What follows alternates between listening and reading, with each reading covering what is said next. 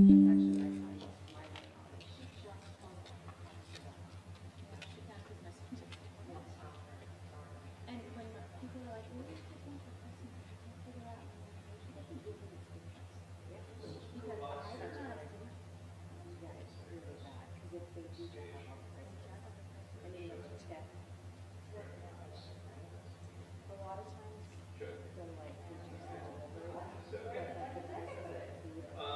the strike, they came in, put in this whole entire HDMI system that we only learned about when we take no credit.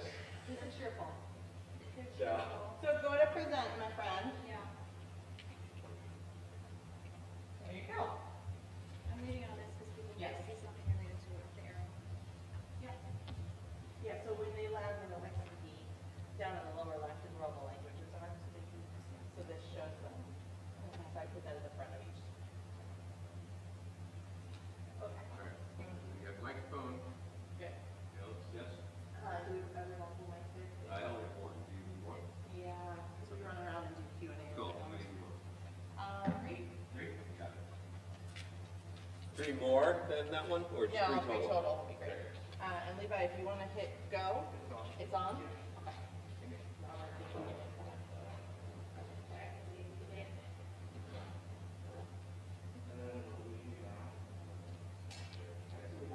Three, two, one, yes, 2, 1, 2.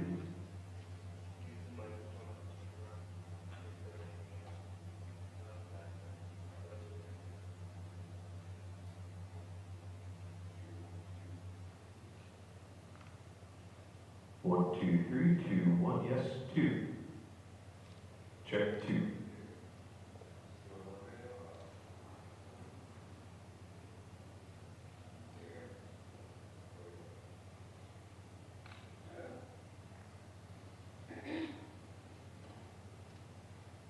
Anything else? No, thank you.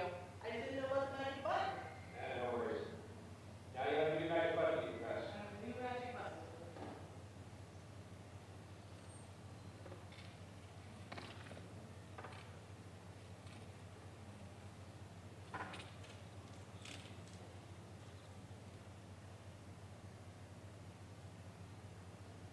So Levi, it says video unavailable. The video is restricted.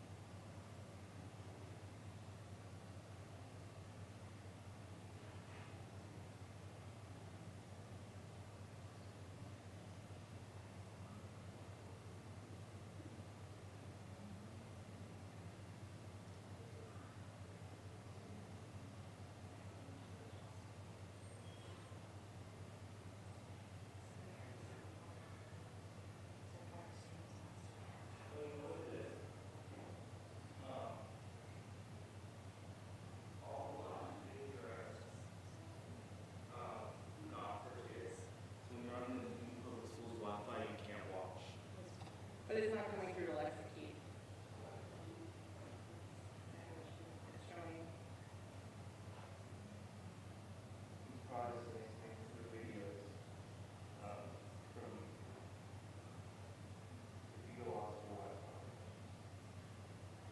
Robert said he wasn't seeing anything come through yet, so.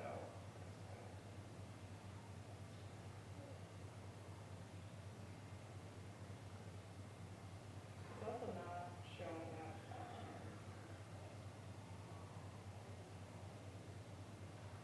Oh, it's better. Okay, great.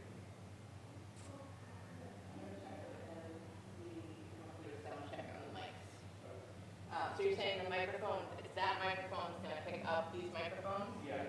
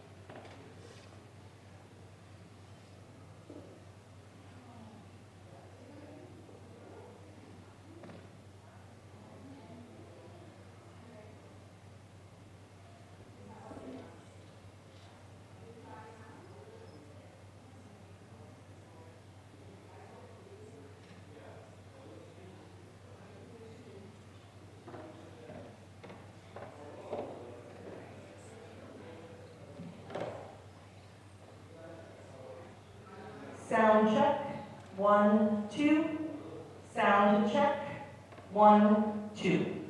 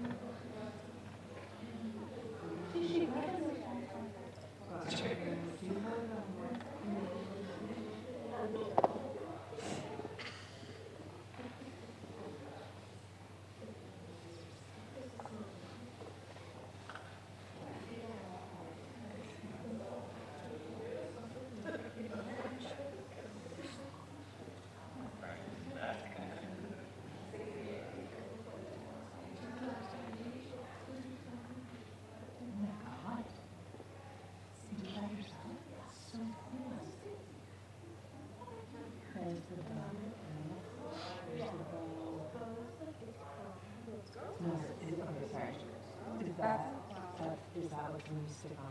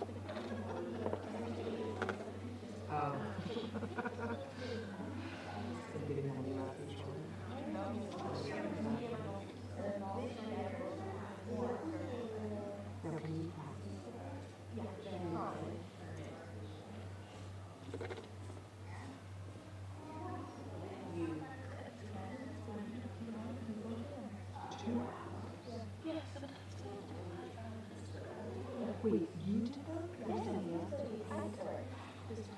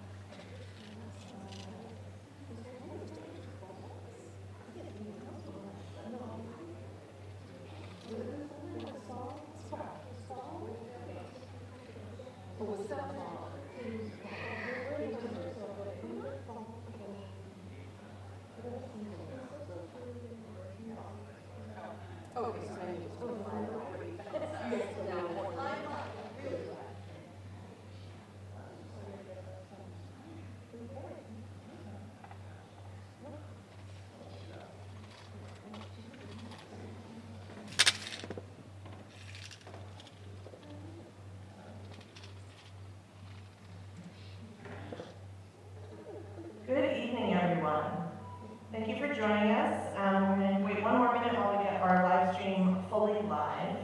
I'm Amy Winston. I'm the vice principal here at North. I'm the person you've received a bunch of emails from already. And I'm going to be doing our kind of emceeing for this evening as we go through our different parts of the evening. We do use a service called Lasker here at the high school that allows us to translate our presentations like this into the home languages of our families and students. So our families that are at home can choose their language, and then they'll be able to access tonight's presentation. So I'm going to get us started. Our first part of this evening is our welcome from our special education administrators. They're going to kind of do an overview of all of the pieces of special ed at the high school and services that we provide. They're not going to have time to answer specific individual questions about your kids, but they're going to let you know how to get your questions answered. So I'm going to introduce Maura Tynes, our department head for special ed, and Katie Lindley, one of our assistant department heads for special ed. Good evening, everyone. Thanks so much for joining us, whether you're joining from home or are here tonight. So appreciate you all coming. Katie and I are excited to talk a little bit, very generally, around special education here at Newton North High School. So again, I'm Maura Tynes. I'm the department chair for special ed here. Katie Lindley, who's here with me, is the assistant department chair, and Jenny Kane, another assistant department chair, wasn't able to be with us this evening. Okay, so before we talk about special education and the services that are provided to students with educational disabilities via an IEP, I wanted to point out that there are an enormous number of supports here at Newton North High School that are built into the school. You can read them up here, but I think one item that is worth highlighting for you, which you'll hear about later on, is the WIN block. And I see a lot of students here in the building taking advantage of WIN blocks, especially students with special education needs. So now to move on to the services that are provided via an IEP. So our goal is to improve student skills and provide access to general education supports at the same time.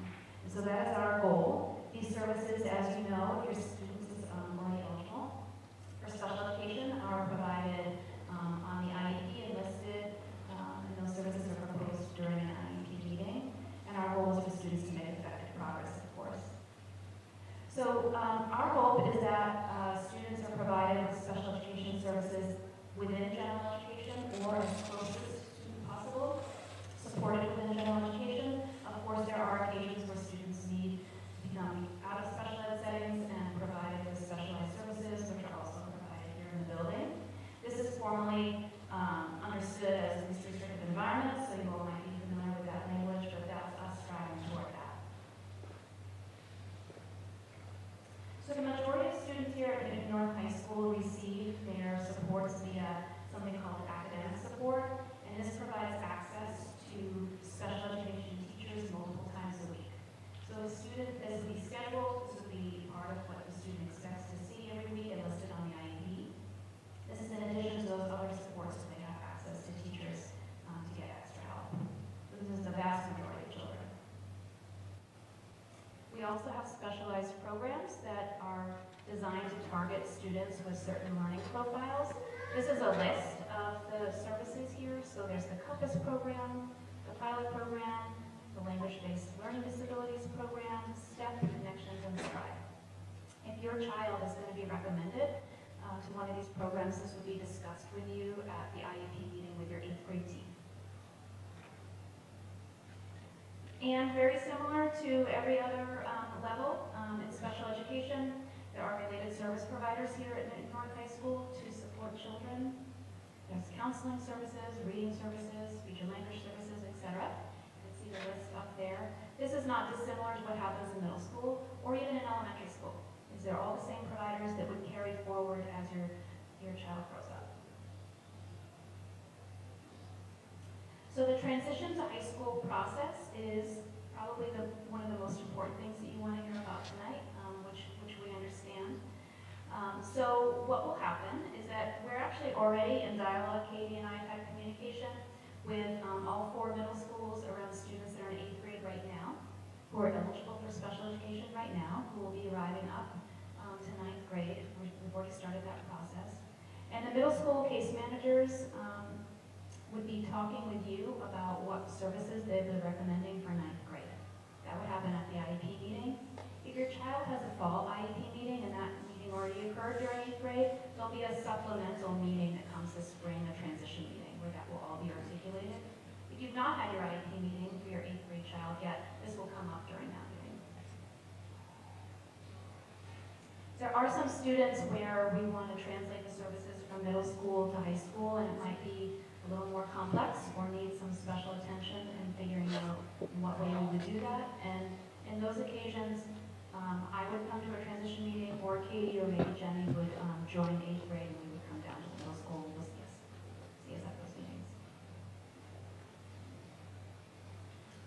And I think maybe this is our most important slide that we want to wrap up with before we manage some questions, is that it is really important as an 8th grade parent for you to engage with what Newton North High School has to offer in general education and learning what that looks like.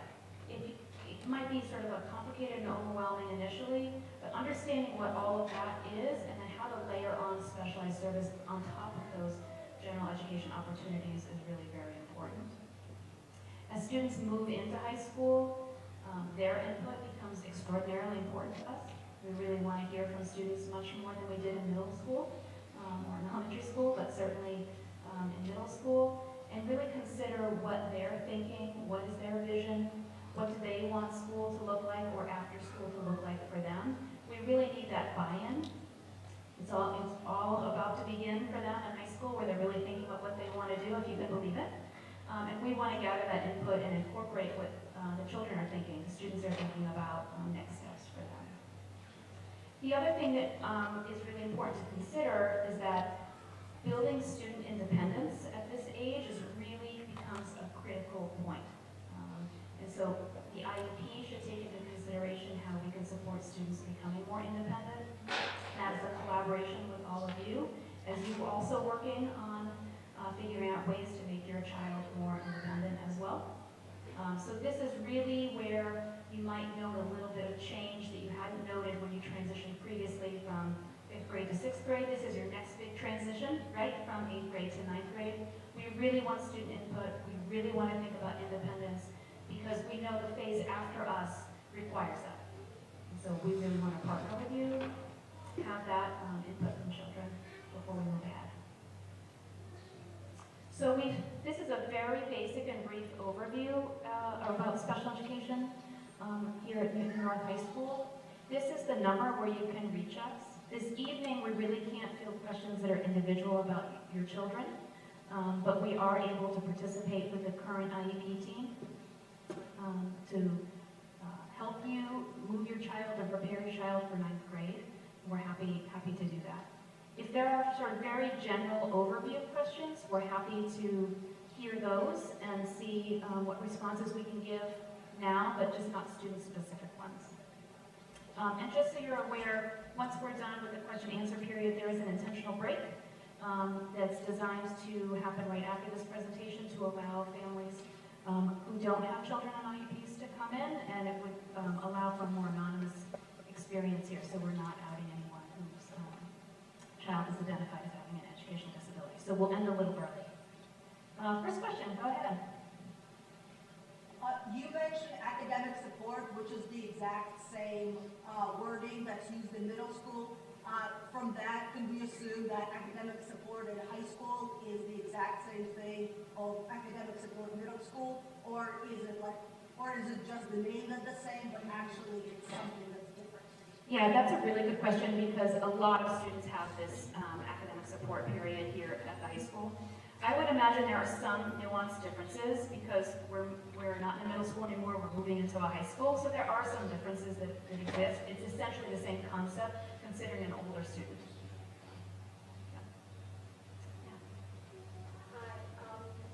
So in middle school, the kids have school counselors that are, so like, you know, all the sixth graders have like 1 or 2 school counselors and so on.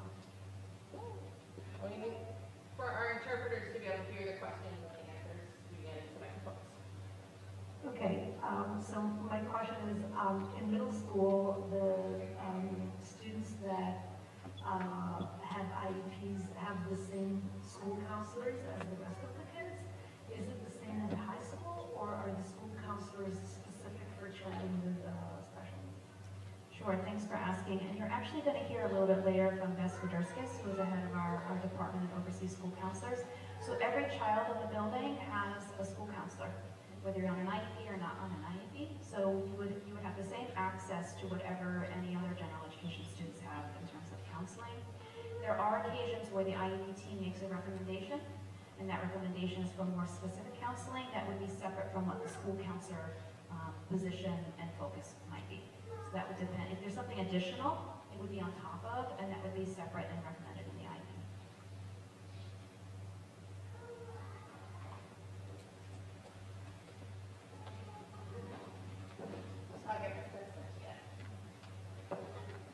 Is the counselor going to follow them through all of the school years? So the ninth grade counselor will be the same counselor when they graduate as seniors?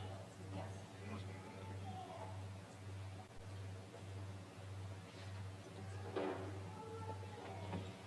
Okay, our IEP meeting is much later in the year, so if we're looking to get more specifics about what the different options of supports look like, is there a good resource for that, or is it best to just call this number, this that number?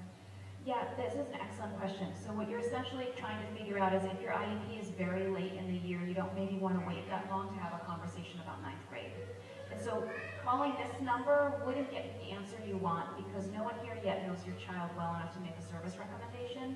So you want to communicate with your 8th grade team around what might be coming up. There could be a transition meeting, which is separate and apart from your scheduled IEP meeting, and if there's sort of complex information or a lot of questions that you might have, that's when one of us might join to answer some of those questions, or move the IEP meeting up itself, so that the service recommendations occur, the IEP can be adjusted to include some ninth grade months based on when the annual is up.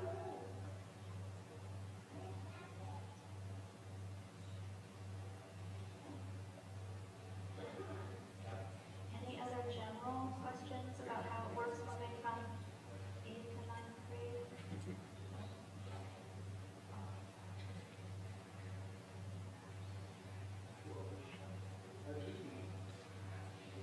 Hello.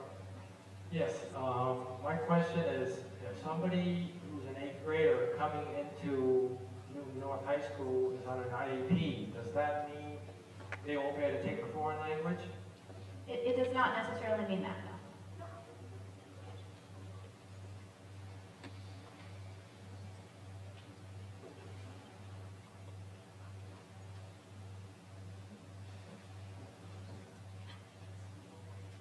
Are there any services that are available at the middle school level that just don't exist at the high school level? For example, like no middle school has push-in services where there are assistant teachers that are helping kids during class in general ed, and that didn't seem to be on any of the slides. So is there a delta between just the existence of certain services between middle and high school that we should be aware of?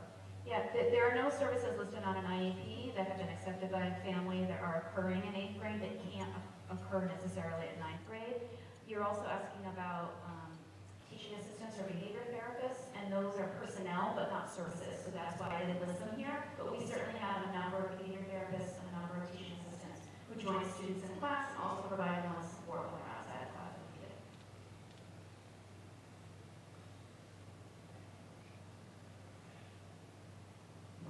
Hi, everyone.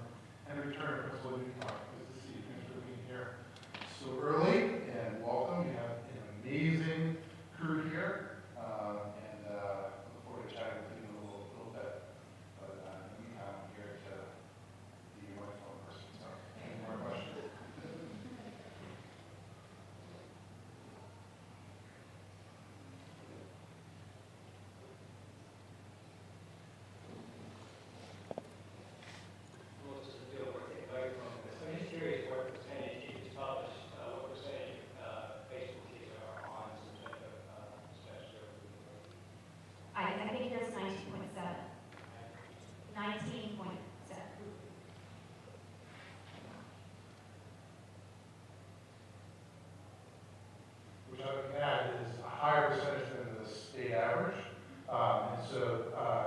it's an amazing thing that we have, that special education is something that is very much, we believe in the inclusion model. And so it is a very, still very typical here, regardless of how they are identified or regardless of their ability or their disability.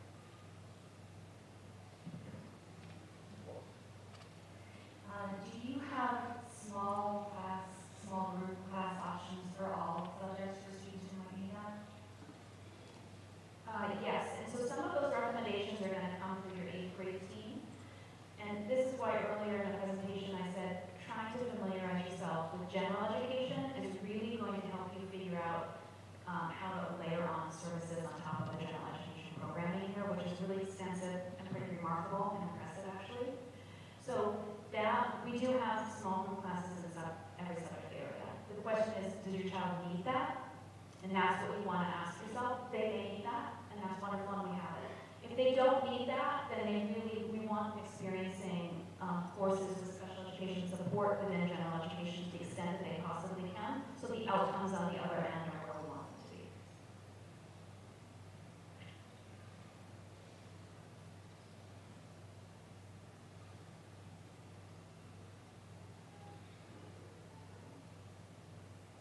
Okay, so Katie and I are going to be here for the break period, a little bit longer. You wanted to say hello, we'd be happy to meet you and to hear the name of your child before you begin the very important part of the program next.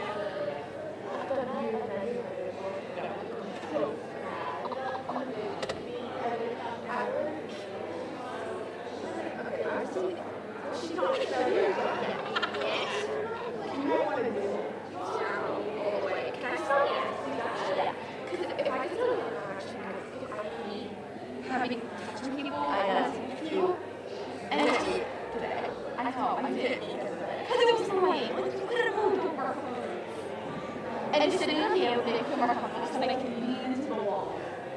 I'm going to touch the wall. Because the wall goes, and I think, yeah, so one here. Well, one again. You sit here.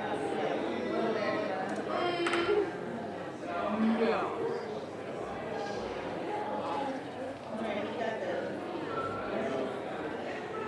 Oh, geez.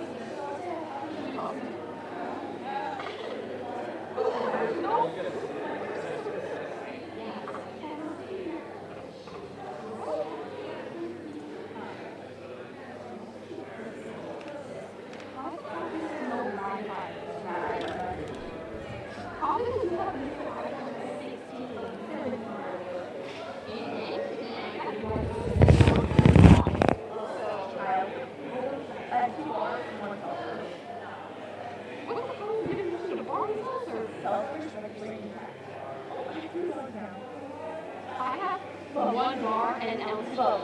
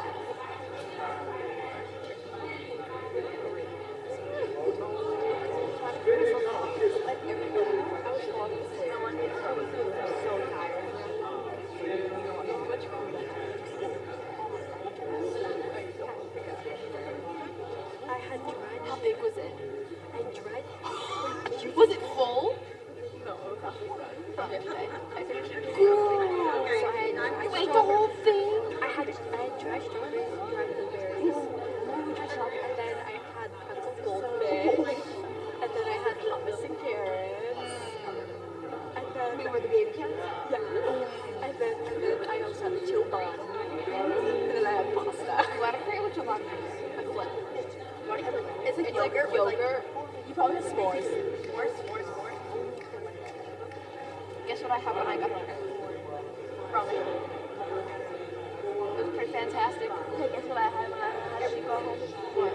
Nothing. I ate spinach before I left. I ate right when I got home. It was like,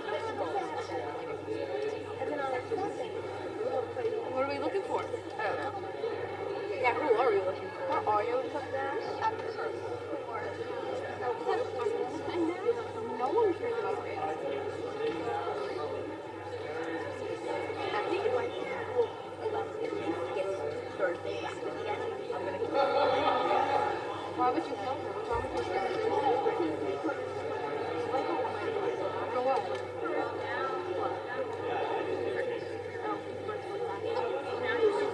Wait, you just got I thought you were on somebody else. No, for like a drill. Oh, we prepared left. Wait, but I thought it was an even number. No, 5. But I thought...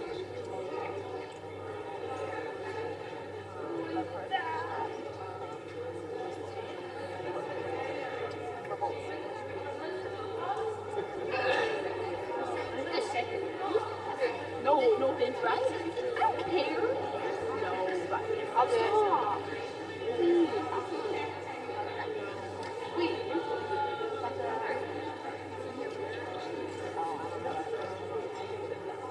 I mean, like I do, but I don't.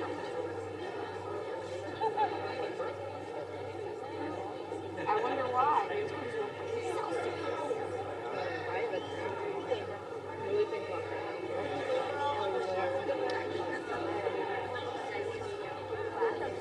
Like, I mean, I work for okay. I haven't played that game in such a long time. I know, but you're on our so I honestly don't care.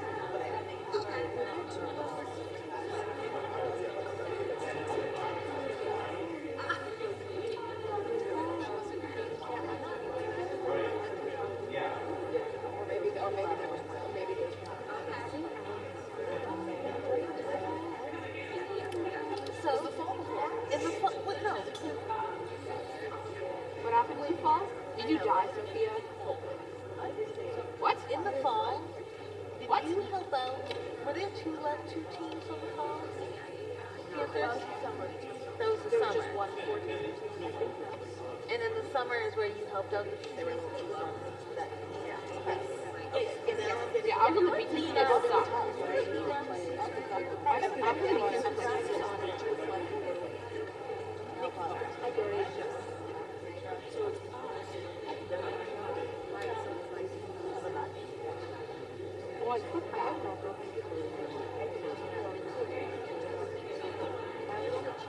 Wait till you do this one.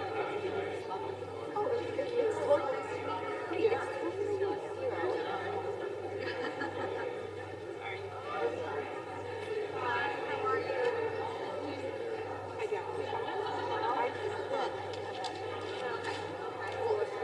it was only what? I'm playing on my small phone.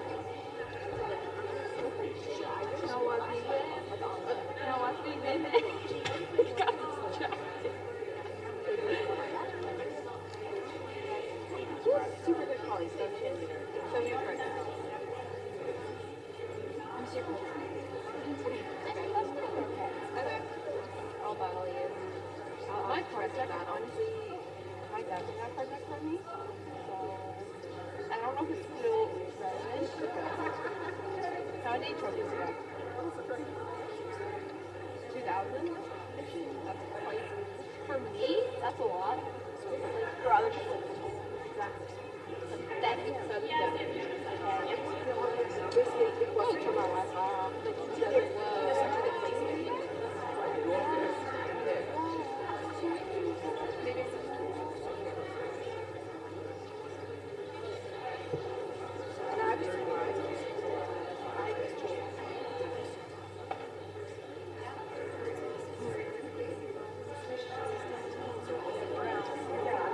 But he's basically like like, I get really good. Yeah.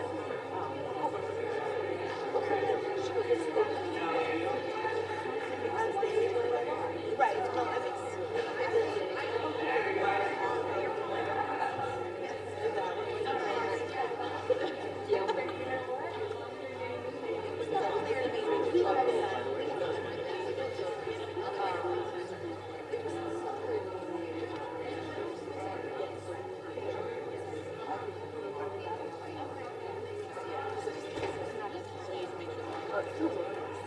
Yeah, I tried to connect to watch TV.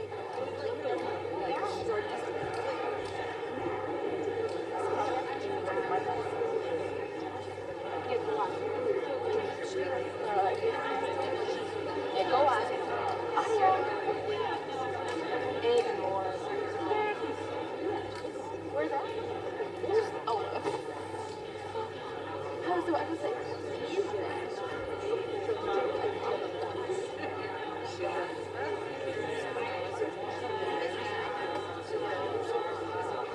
Hey, Obi-Chan!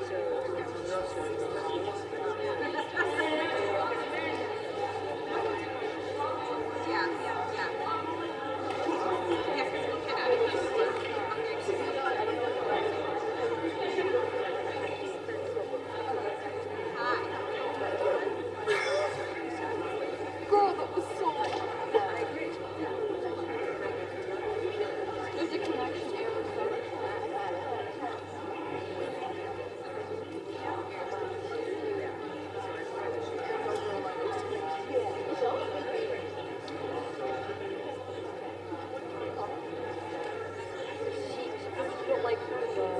She's telling me that go. She's telling me that you have to decide to go on the paper. I don't.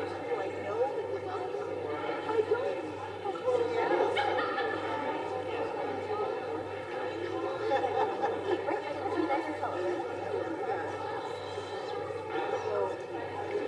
She says something serious.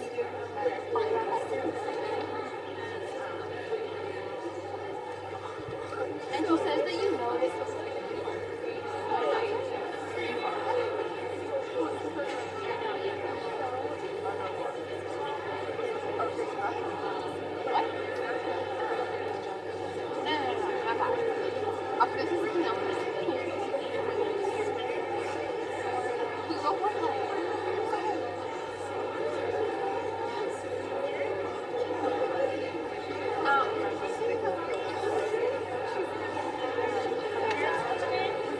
Abby.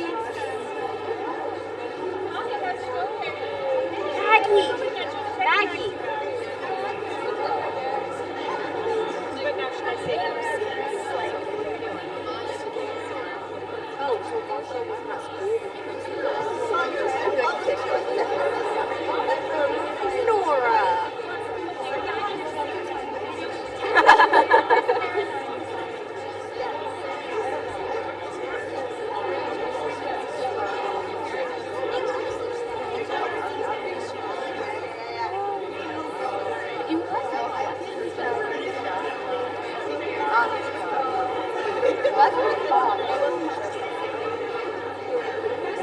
Do we know what if our list candidate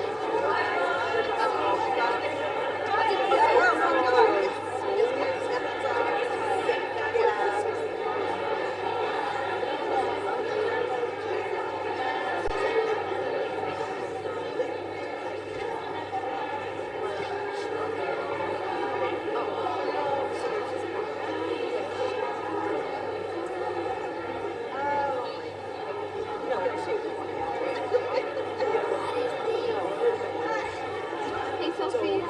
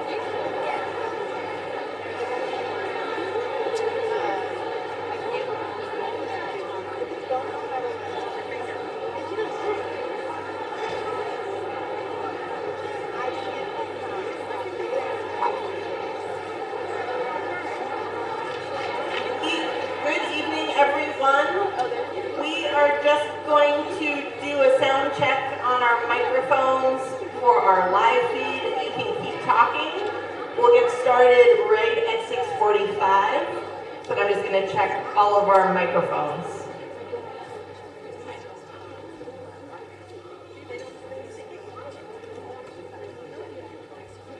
Talking. You have to keep talking for me to check my sound check.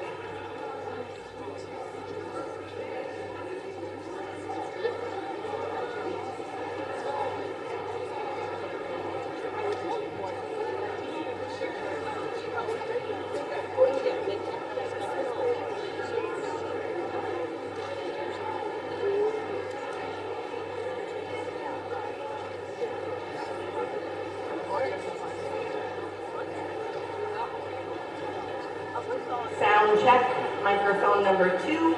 Sound check, microphone number 2.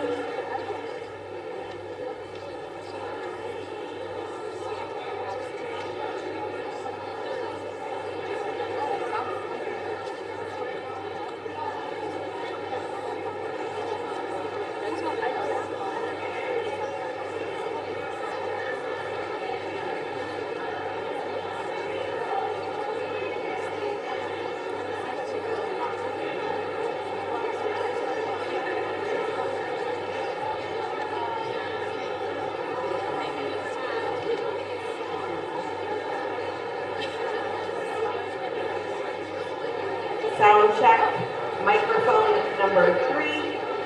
Sound check, microphone number 3.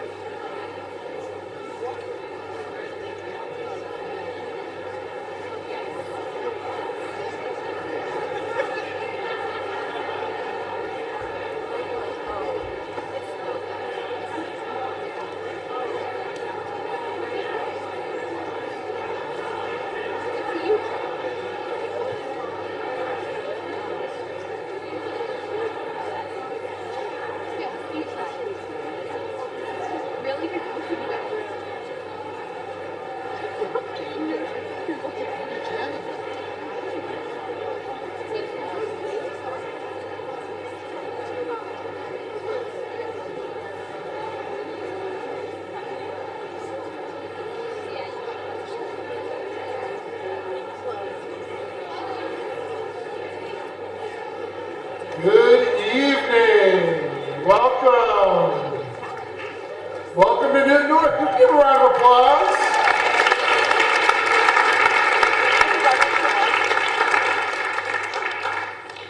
For you 8th graders, that this will be your first meeting as Newton North Tigers, and in 4.5 years, you will have your last meeting as a class as you graduate Newton North High School.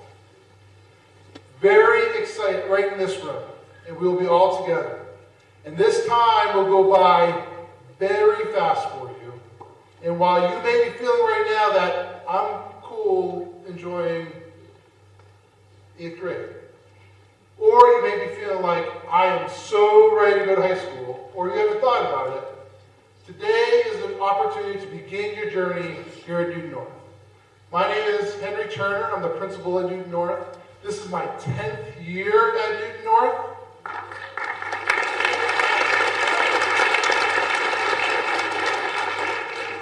I have to say there aren't many people people who share my passion, but this is my dream job, being here. I love this school. I love all that it is about, and I love talking about it. This school is one of the first comprehensive high schools in the United States, founded in 1859. And from that starting point, it believed that all Newton kids should be educated, regardless of what their interest is, regardless of what they believe, regardless of what their future plans are. This is going to be the place for them. And for those 160 plus years, we have lived up that value. Our value is that learning sustains the human spirit. We want you to come to high school, whether you know exactly what you want to do after high school or whether you haven't thought about it, to love to learn, to love to be with people, to love about the passion that this school has. We have a lot of school spirit. We are the Tigers. And we believe in who we are. There are students who go halfway around the world on our Chinese exchange trip, and they bring their Newton North Tiger gear. So it's not just about athletics. It's not just about our arts. It's about all that we offer that makes us a comprehensive high school. All that it takes to start a club at Newton North is one student with a passion who is an adult who's willing to be their advisor. We are a school that believes that our students should have choice. And so in a few months, you're going to have an opportunity to pick your classes that are going to include some of the required courses, but also some elective courses. And you'll be able to do that for the next 4 years. And we have more electives than most schools around us. We are also a school that is a career and technical education program. We have programs in carpentry, culinary, in graphics, and drafting, early childhood. And we have about 600 students who participate in those programs. You can take as many other courses along with those. We also have 100 plus clubs and activities. We're also a school that believes that you don't just have to do one thing. And so if you are interested in playing a sport and being in theater, cool. Everyone is very supportive of that. If you're interested in being in culinary and doubling up on world language, we totally support you. If you really want to lean into different kinds of electives, this is the place for you. And so I hope that tonight what you're going to see is all that North has to offer, and particularly for you 8th graders, if you don't remember a thing, that's okay. Because you're going to come back in a little over a month. And you're going to come to what is my favorite night at Newton North, which is our elective night. And it's all of our students showing you all of the electives that we have. You're going to be able to walk away with a t-shirt that has your class number on it, and you're going to make that t-shirt in our graphics classroom. You're going to be able to eat from our culinary program. You're going to get to play with robots through our robotics program. And so, if you don't remember anything, one thing I would say is that if you do remember one thing, what I would say is to remember that we want you to try new things here. We want you to meet new people. We want you to ask a lot of questions. And so, if that's what you remember from tonight, that would be great. If you remember some other things, that's good too. But you're going to have more opportunities to come here, come in the building, and become more comfortable. And so tonight's about beginning that experience for you. It's about helping your parents and caregivers to ask questions so that they can better understand what high school is like, because high school is very different now than it was when we all went to high school. And so that's what tonight's about. Elective night, again, my favorite night, is going to be much more hands-on. It's going to be more, you're going to feel the energy of the building as you walk around. You'll have step-up day later in the spring, and then you'll get to hear a lot more interactions from us over the course of the year as well. With that, you're going to get to meet a lot of people today. You're going to hear from our counseling directors. You're going to hear from some department chairs. We're going to talk about our curricular core. You're going to understand our schedule. so that when you choose courses in February and March, you'll have a better understanding of what you're signing up for and what classes you're signing up for. As I said, I love this place. I love the people who work here, and I love our students. Our students drive the energy. They are really the Energizer Bunny for this building. I'm so excited that you're going to be a part of our community, that you're so excited that you're coming in the middle of January to come check us out. And I hope you have a wonderful night tonight. Thank you.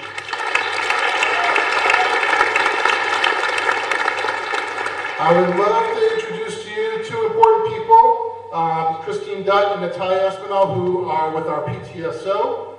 They're just going to say a quick hello and talk a little bit about their work at Newton North.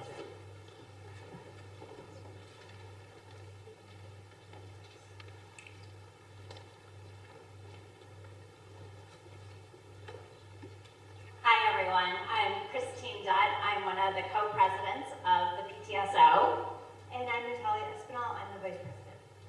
So, PTSO, Parent Student Organization.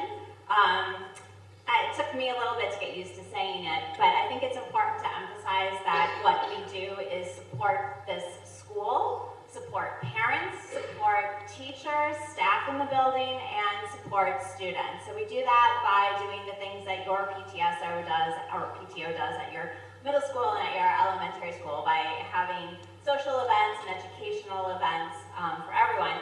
But one of the things, we'll also be here on the elective night, so we'll have a table you can stop by and talk to us then. But we wanted to take just a couple minutes and talk a little bit about our experiences at North, and this is directed at parents.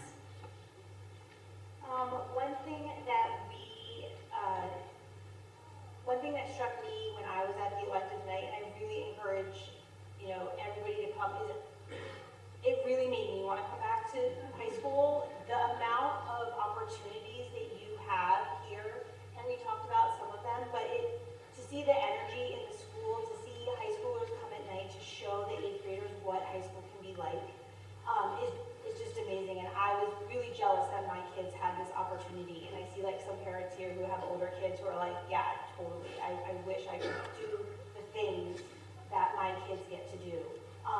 One of the cool things about your schedule in 9th grade is that you will have a directed studies, and it's a great opportunity to get some of your homework done so that you can participate in the hundreds of clubs that are available and do the after-school activities, whether it be sports or theater inc. There's so many ways. When you think about, even just theater inc, when you think about the ways you can participate, it's not just being on stage. It's all of the background work. The students are super involved in every step of the way. High school is a great opportunity for you to participate and really take ownership over the activities that you choose to do. And Newton North really does an amazing job of providing support and challenge for a wide diversity of students. I have a senior and I've got a 9th grader. They're extraordinarily different kids with different needs, different talents, and they both have a place here at North where they feel challenged and supported and have fun in the building doing things here. So it's also the directed studies, the wins, and the tiger blocks. You'll learn about all of those tonight. There are different ways in which your kids can have an opportunity to get some homework done and allow them to take advantage of all of the clubs and the extracurriculars, the sports, the theater, all the things here at Newton North. The best way to get in touch with the PTO is to sign up for our newsletter. So we're going to leave these here up, and you can get them at the end if you want to scan the QR code and sign up. Thank you, and welcome so much to Newton North. We're thrilled to have you here.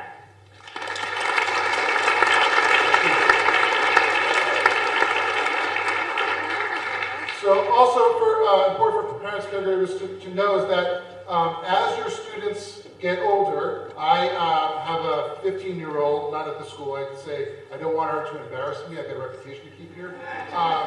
And so as I've noticed with the 10th grader is that they actually spend more time here in the building than they'll be spending with you at home. And so it's important for you, it doesn't mean just because they are spending so much time here at school that you don't need to know anything. And so sometimes as teenagers, they may say, you don't need to know this, but you do need to know that. And so it's important that we have close communication and contact, and that you have, you feel like you have your liaisons here in the building. And so that will be your school counselor, who the student will have for 4 years, and then their house dean, who you'll have for 4 years. So your house dean, you are all in Riley House, and this house, that's right, Riley House. Your house dean is Ms. Stouts. And so without further ado, your house dean, Ms. Stouts. Michelle Stouts. Thank you, Dr. Turner. Hello, welcome everyone. It's very exciting for me to see all of your faces because historically we didn't have students come to this night. We had them come to the CTE night that Mr. Turner said is his favorite night, and Mr. Turner said that, and then also to Step Up Day. So it's nice to see all your faces.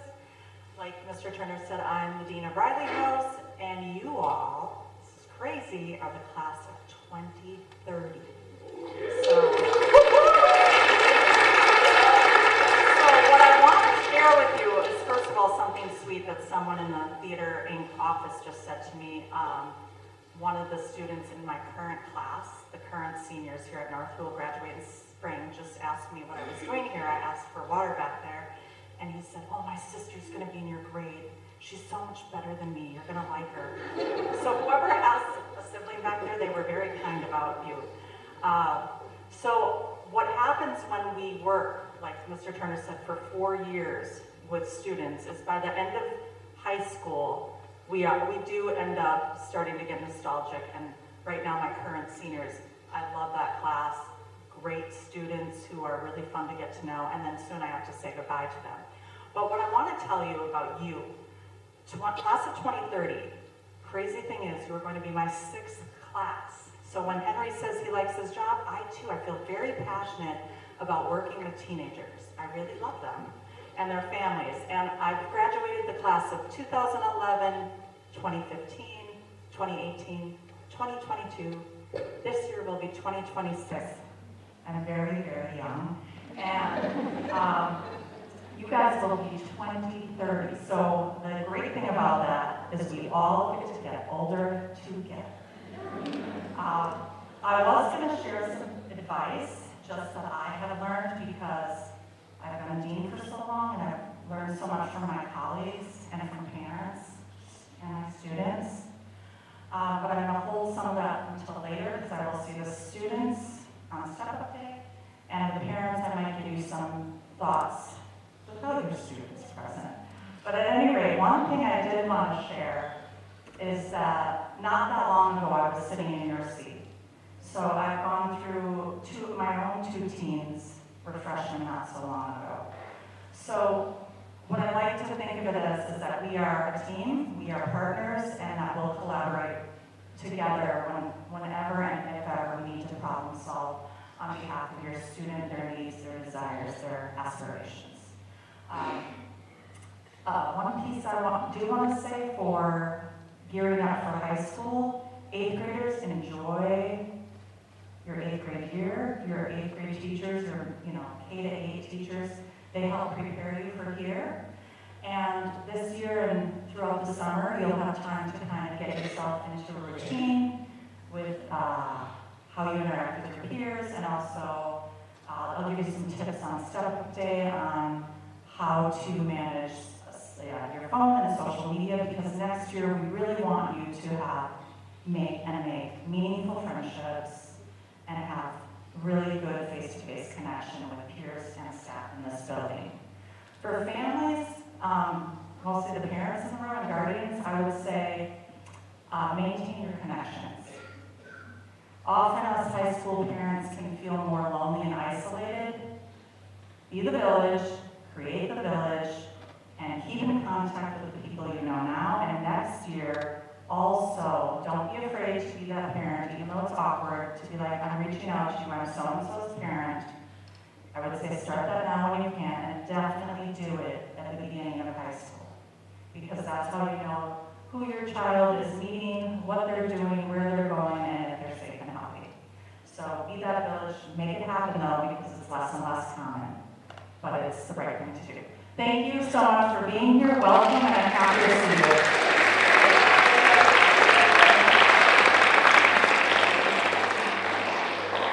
You'll hear me share the story at 9th grade night in September also, is that I remember a number of years ago reading a story from a theorist who was just talking about the idea that when your child is younger, when they're babies, they make a lot of noise, they cry. You know when they need your help.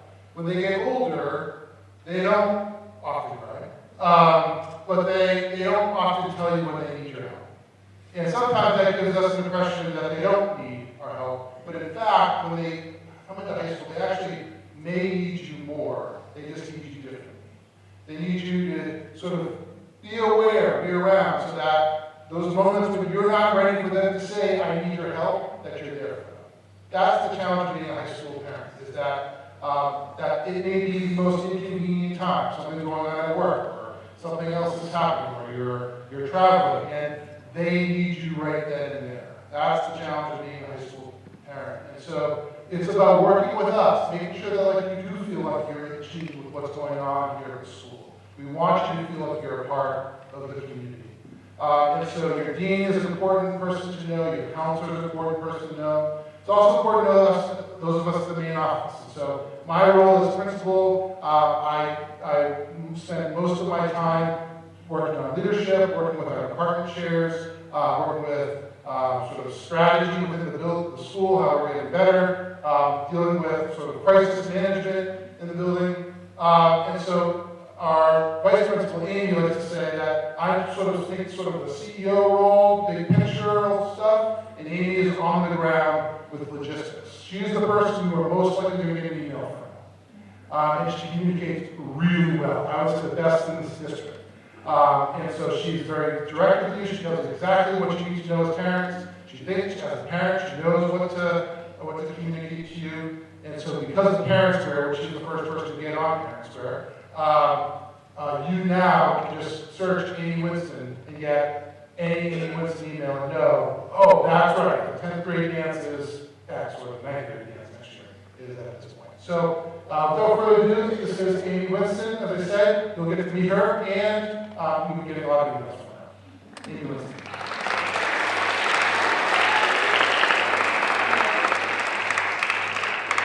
I'm going to ask the folks who are standing, we're going to take a little stretch break. Everybody can wiggle and stretch, and folks who are standing, we've got plenty of seats.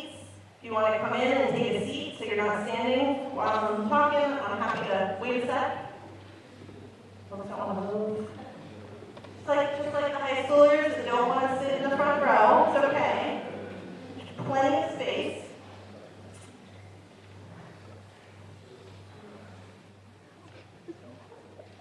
Promise, don't be shy. Come on in.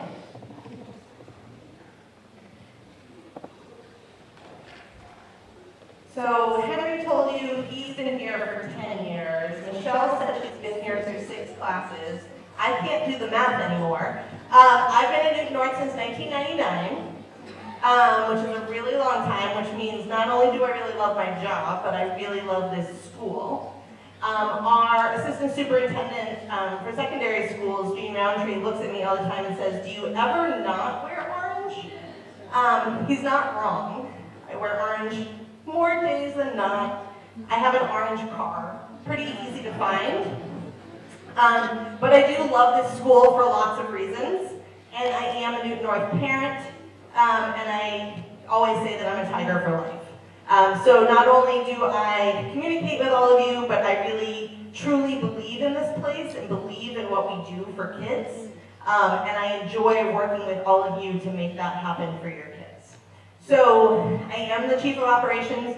You probably noticed it looks like I'm texting and ignoring all of you. I'm texting our interpreters who are actually all over the world through our Lexicate service to make sure they can hear. They're probably complaining I'm talking too fast, because I also talk really fast. But I do manage much of the operations here at North, working as a partner with Henry on all of the things that make this place go. Tonight, I'm going to talk about the high school schedule and course registration, because believe it or not, very shortly you're going to be making your choices of the courses that you're going to take next year. Our course catalog is called Opportunities, and I really love that that's the name of our course catalog, because it really is about all of the opportunities that are before you as you come here to North. The book also has lots of interesting stuff in it that we strongly encourage you to read. And though the 26, 27 opportunities isn't quite published yet, it usually gets published right around February vacation, you can read last year's opportunities, which is up on the website. And there are pieces here that really let you know what this school is all about. You'll see throughout opportunities that Newton North has a commitment to opportunity, access, and excellence, and that we have a core value for our students to be both challenged and supported. And you're going to hear those words over and over, challenged and supported. We want that for every student here. We want every student to feel both of those things. We want you to know that you can be challenged, to learn new things, to try new things, but to be supported when things are hard. And so those are the balance that we try to strike for every single one of our students. So like I said, we encourage you to read the front section of the course catalog because it does really give you an idea of what Newton North is all about. And then you have to have a basic understanding of our schedule to understand what you're going to be selecting for courses. Our schedule is very different than the Newton middle schools. Those of you that aren't in Newton, I'm going to assume your middle schools are also very different. We have 7 blocks. They are A through G. So each quarter, a student has a maximum of 7 classes on their schedule. We have full year courses, we have semester courses, and we have quarter courses. And our students in grade 9 must take a minimum of 6 classes each quarter. You heard Natalia talk about directed study. So if in a particular quarter you have 6 classes out of 7 blocks, then you would have directed study in that 7th block. This is what our block schedule actually looks like. Our school day starts at 9 a.m. It's dramatically different than your middle school start time. It is based in science, and having taught here a long time, having worked here a long time, it is amazing. Kids show up to school awake. When we used to start at 7:50, students would pretty much be asleep, even if they were awake, but they were still asleep through their first class. Our students really are engaged and awake and active in those first period classes at 9 a.m. And our school day ends at 3:45, 4 days a week. On Tuesday, we get out a little bit earlier. Now, there is no typical 9th grader, there's no typical freshman, but so I'm going to show you a couple of different ways that your schedule might look. Now, your classes don't meet A through G like that, remember, we got a rotating schedule here. But just to give you an idea, your core courses, which you're going to hear more about tonight, do meet for the full year. So English, math, our 9th graders take introductory physics, world history, a world language if you're taking a world language. You're going to have 2 quarters of PE. It's a foundations PE course and a sexuality and health course. And then you might have a couple of quarters where you have directed study, and you might take a full year elective. So an example of a full year elective that a 9th grader might take is art major. That might be something where you're really into art, so you're going to take art all year. Or you might be a student who has academic support, you have special education services, so that might take some of the time in your schedule, and so you might have an elective paired with your PE classes. Electives that are semester include all of our career and technical education electives, all those exploratories that you've heard about, as well as many of our art and music classes for freshmen, business classes, engineering classes, robotics classes, all kinds of things that fit into your schedule. Or you might have a couple different semester electives. So there's lots of different ways that your courses might Tetris together based on your child, what's right, what they need in their schedule, and what they're interested in. So, actually when I made the slideshow, the website wasn't up, but I emailed you all last night, the website's up. So we always will keep all of your class of 2030 materials archived as we go on the Newton North website as we work our way through course registration. So if you go to the Newton North website, you go to academics, you'll see the course catalog. Like I said, last year's catalog is there. And there's also the class of 2030 materials are all there, and those are all the course registration, transition materials that are specific to you. So for those of you who are current 8th graders, the course registration timeline actually gets rolling in late January, early February. The first step is that your 8th grade teachers are going to start talking to you about courses and are going to make recommendations in those areas where we have levels. So talking about math, English, science, history, world language. Those recommendations are made by your teachers, they're made in conversation with students, and they have to make those recommendations by March 3rd. They put those recommendations into Aspen. The evening of March 3rd, we push a special button in Aspen, and students and families can then see all of those course recommendations that their teachers made. And that is the time when the students log in to start adding those elective courses that you're going to learn about on Thursday, February 12th. So we give you some time after the elective open house, you have February vacation, you come back, and then you start entering those elective choices on March 3rd. First example of kind of transition at high school, only the students can actually enter the courses into Aspen. Parents only have view-only access. It's actually the students in their Aspen accounts who put those course requests in for electives. And then throughout the month of March, students can check in with their counselors. Your school counselors in the 8th grade are really the ones who manage much of the course registration process. If you have questions about what you're doing, the electives you're choosing, they're the ones who are going to work with you. Questions about course levels, questions about electives, questions about what fits in your schedule is really going to be worked with your 8th grade team, whether that be special educators, school counselors, or your 8th grade team teachers. Important date is April 6th, which is the very end of our course registration process. Something that is unique at the high schools is that we staff our building based on the courses that students request. So on April 6th, we take everything that you've requested and we figure out how many sections of ceramics should we offer next year? How many sections of introductory robotics should we offer?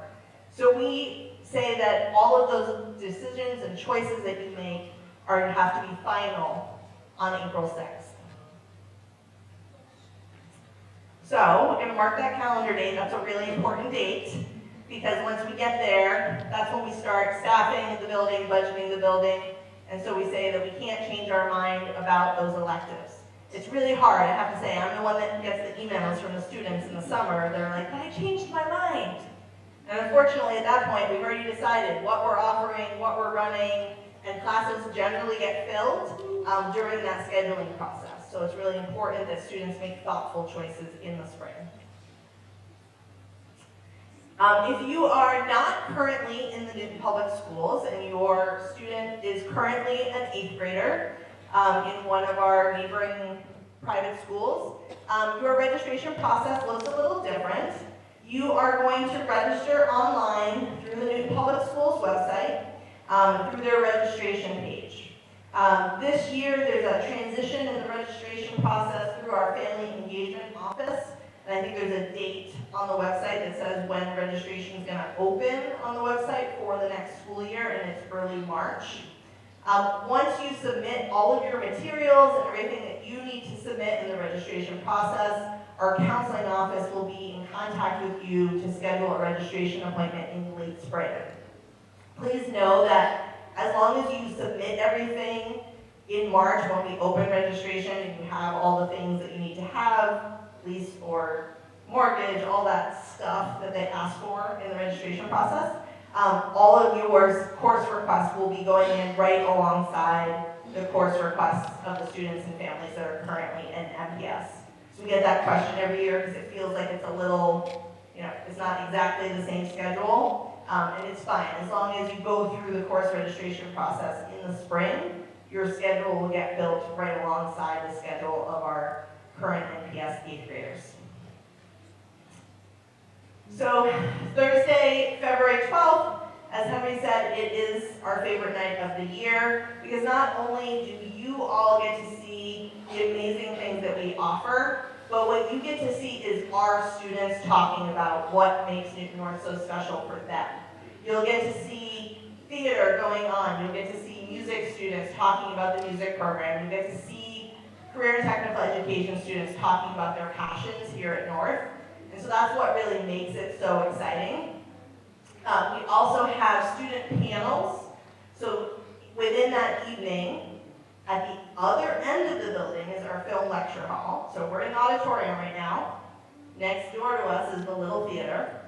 And then all the way at the other end of the building near the athletic wing is what we call the film lecture hall. And in the film lecture hall, we have student panels that happen that evening so you can hear more specific student voice that's about kind of Newton North in general, not just about specific electives. And that's another highlight of the evening. Take a minute to emphasize this athletics note, because I keep getting questions from folks about athletics and school start. We have a athletics information night. If your student is thinking about participating in athletics next year, whether it be in the fall or in another season, we're going to have our information night on Monday, March 30th. That evening is completely virtual, but you will learn everything you need to know about athletics at North. It is really, really, really important for folks to understand that athletics start on Monday, August 24th this year, and there are no makeup dates. So like once athletics starts, tryouts start, we go. And so really vacations have to be wrapped up by August 23rd, because once we're back, we're really back.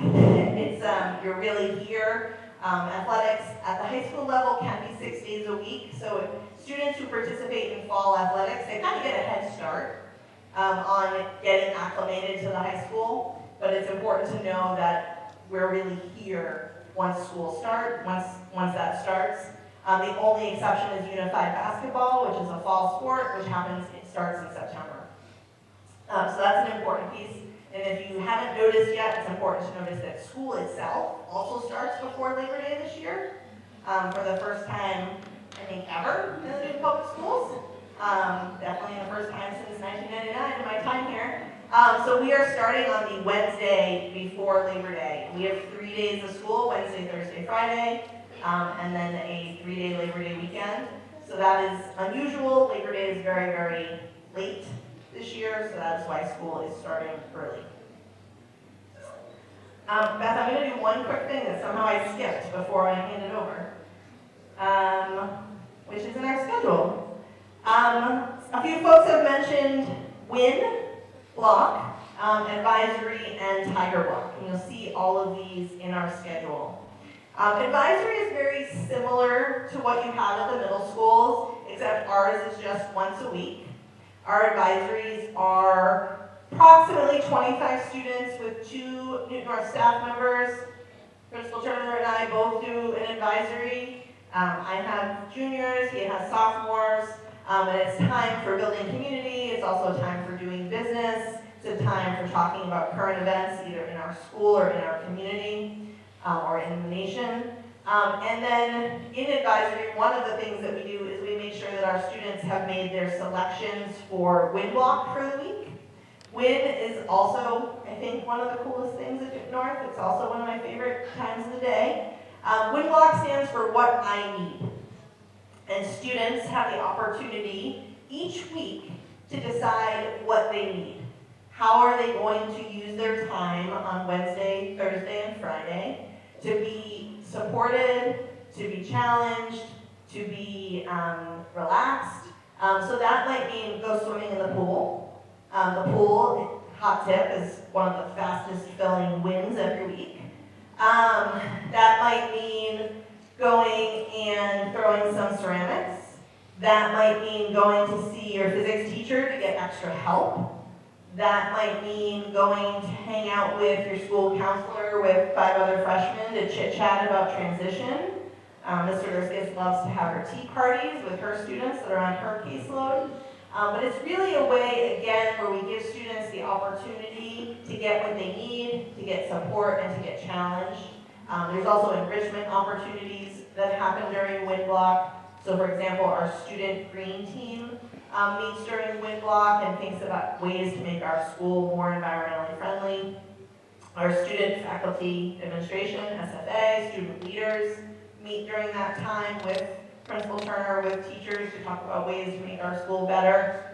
So it's a really fabulous part of our schedule, and I really love that kids have the opportunity to make those choices each week of really what do they need in that particular week, how are they going to use that time. And so Mr. Durskis is going to talk more about how we support students. So I think that's a good transition. Win Block is one of those awesome ways.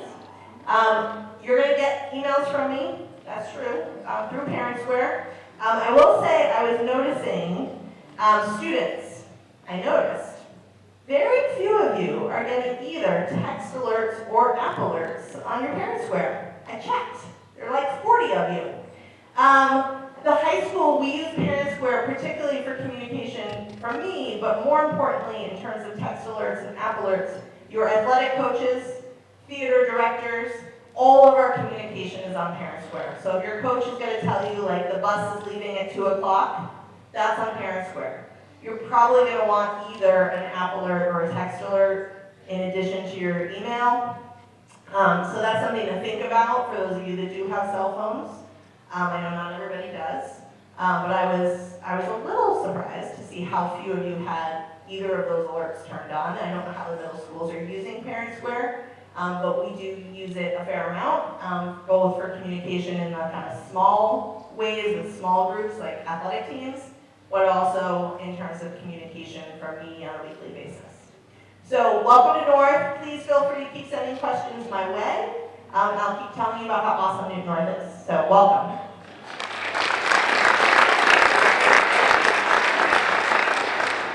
All right, well, good evening, everyone. You're hanging in there with us, right? All right, love to see that. A lot of times you do like thumbs up, right? So, my name is Beth Swerdurskis, and I have the honor of being the counseling department chair here at Newton North High School.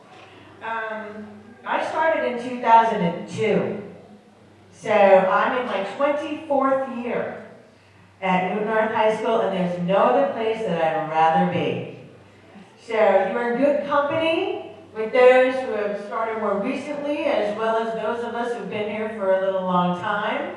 And we want to continue to make it better and better every single year. So one of the most exciting things we get to do is ushering in a freshman class and their families here to Newton North. And to think about the class of 2030. It does sound very futuristic, doesn't it? Aren't there a lot of movies that are even like, have years that are even like even before that? So, for 2030, it's really the question is, so what is the transition to high school really about? Well, I'm going to summarize it in 4 words, or tenets, I like to sometimes put. Balance, connections, independence, and support. So what we like to start with is striking a balance, and a healthy one. And you're going to hear that a lot. I think Amy also said that too. So our 9th graders should be appropriately challenged academically, not be overwhelmed, but certainly not too underwhelmed, all right? Because that's not helpful either. The course choices should reflect who they are, really highlighting their strengths, supporting their challenges, and promoting interests and talents. It's vitally important to strike a healthy balance and take a look at the whole picture of what will be expected of our high school student, and also allow time for activities and family and friends and some downtime.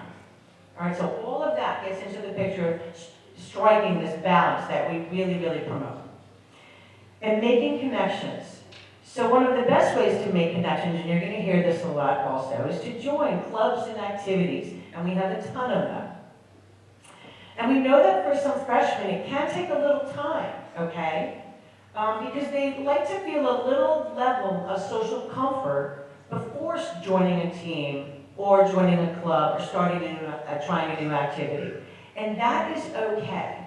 There's not one specific timetable for every single student to follow. So even if it takes a little time, that's all right.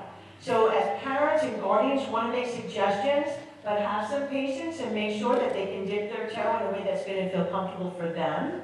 And then you'll also know that there's ways to reach out, and the school counselor can be helpful in making those bridges. Now, independence, and you may be already experiencing some of this push and pull with your children. So for parents and guardians, fostering the independence is really important. To know when to be there for your child, and when to know to take a bit of a step back. And then for our young teens, also realizing like, oh, I want to be independent, I think I got this, but they really are saying, and I think what Henry's talking about before too, they still need to have a connection with you. That tether still needs to be there.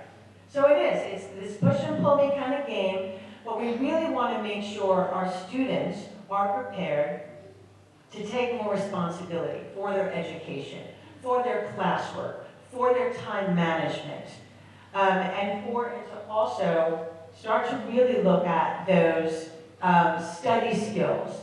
And although some of study skills and routines may not be the same as what our parents and guardians have been right for them, it could be right for our children. So it's really about establishing those early on, and if any changes need to be made, that is perfectly fine. And then support. So we here at Newton North, to help and make the transition as smooth as possible to the high school, your child will be assigned a school counselor who they will have for all 4 years. And we find that this relationship is vital and important to create a meaningful relationship between the school, the student, and the family. As counselors, we help students grow academically, socially, emotionally, as well as to have as much of a meaningful, enjoyable high school experience while we have you, and to prepare you for your future planning. Now, there may be times when our students find themselves in difficult situations that they might need a little help to navigate. The counselor can also help them provide that information, that advice, and resources. So that's just one of the aspects in order to help students navigate this large and, at times, I'm going to say it, stressful school, stressful out there in the world. We want to make sure that they have trusted adults that they can feel comfortable going to. And that's one of the major roles of the school counselor. And the other thing is that school counselors can serve as a resource for our parents and guardians as well. So when there is, because no one knows their children more than, or who they're taking care of, more than parents and guardians. So if there's information to share or situations that come up, it is really important that parents and guardians feel that they can talk and speak to the counselor directly. And as a team and a partnership, that's going to be the best model to move forward as we support each and every student with their own journey through Newton North. So for right now, I'm going to have a nice little close, and I wish everybody the best as they continue to progress through middle school. Oh, that's my finger right there, so I can do that. And then, what we also are going to have, I can't wait to usher in the students of class of 2030 into September to really start having a wonderful partnership with you all. Thank you very much.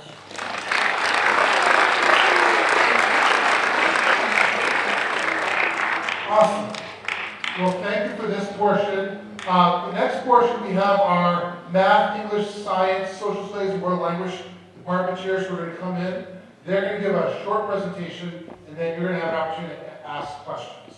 But we know you've been sitting for a bit. So feel free to stand up as we transition, stretch, and we will get them seated, and we'll get started in just a few minutes. Thank you so much.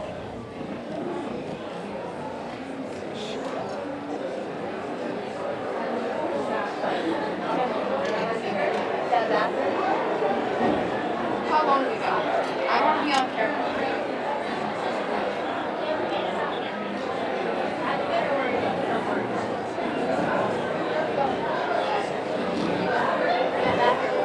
Should we just go that way?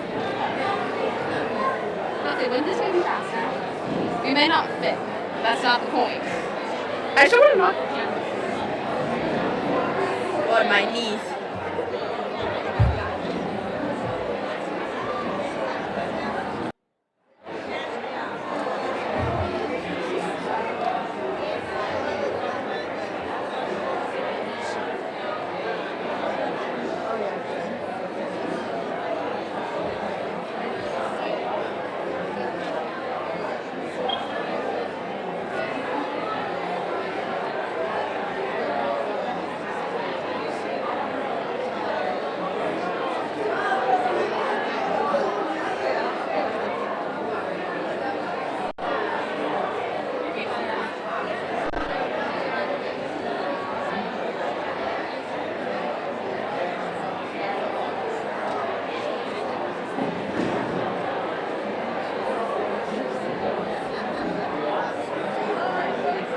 We're going to start in a minute.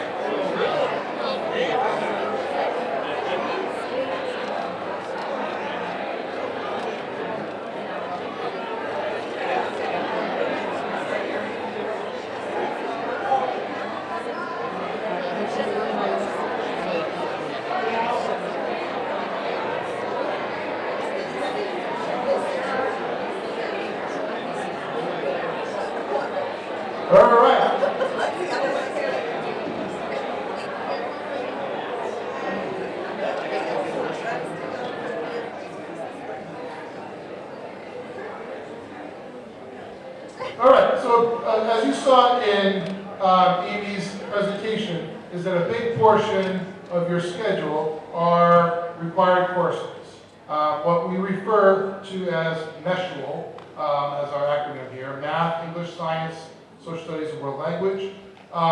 They are what you may call our core classes or required classes. There are many options within those programs, particularly as you get into sophomore, junior, and senior year. And and all of the departments have different levels. And so that's important to understand as well. So we're going to talk a bit about our level program. We're going to talk a little about our different programs, what our core curriculum looks like. And as I shared, for families is that there may be things that feel different already about New North and your high school experience. There may be some things that feel different here. And I do echo what our PTSO said, is that after hearing them, it makes you want to go back to high school. And so we have a wonderful team here. They will introduce themselves. And then after their presentation, we will spend some time answering your questions so that you feel that this is sort of like a night to just try to get your head wrapped around things. You know, you're getting a lot of information. You're going to hear this again and again, but it's an option for parents particularly to be able to just sort of like get your thoughts out there so we can help clarify things for you. And then remember, we have our elected day in February. Without further ado, I'll pass to special.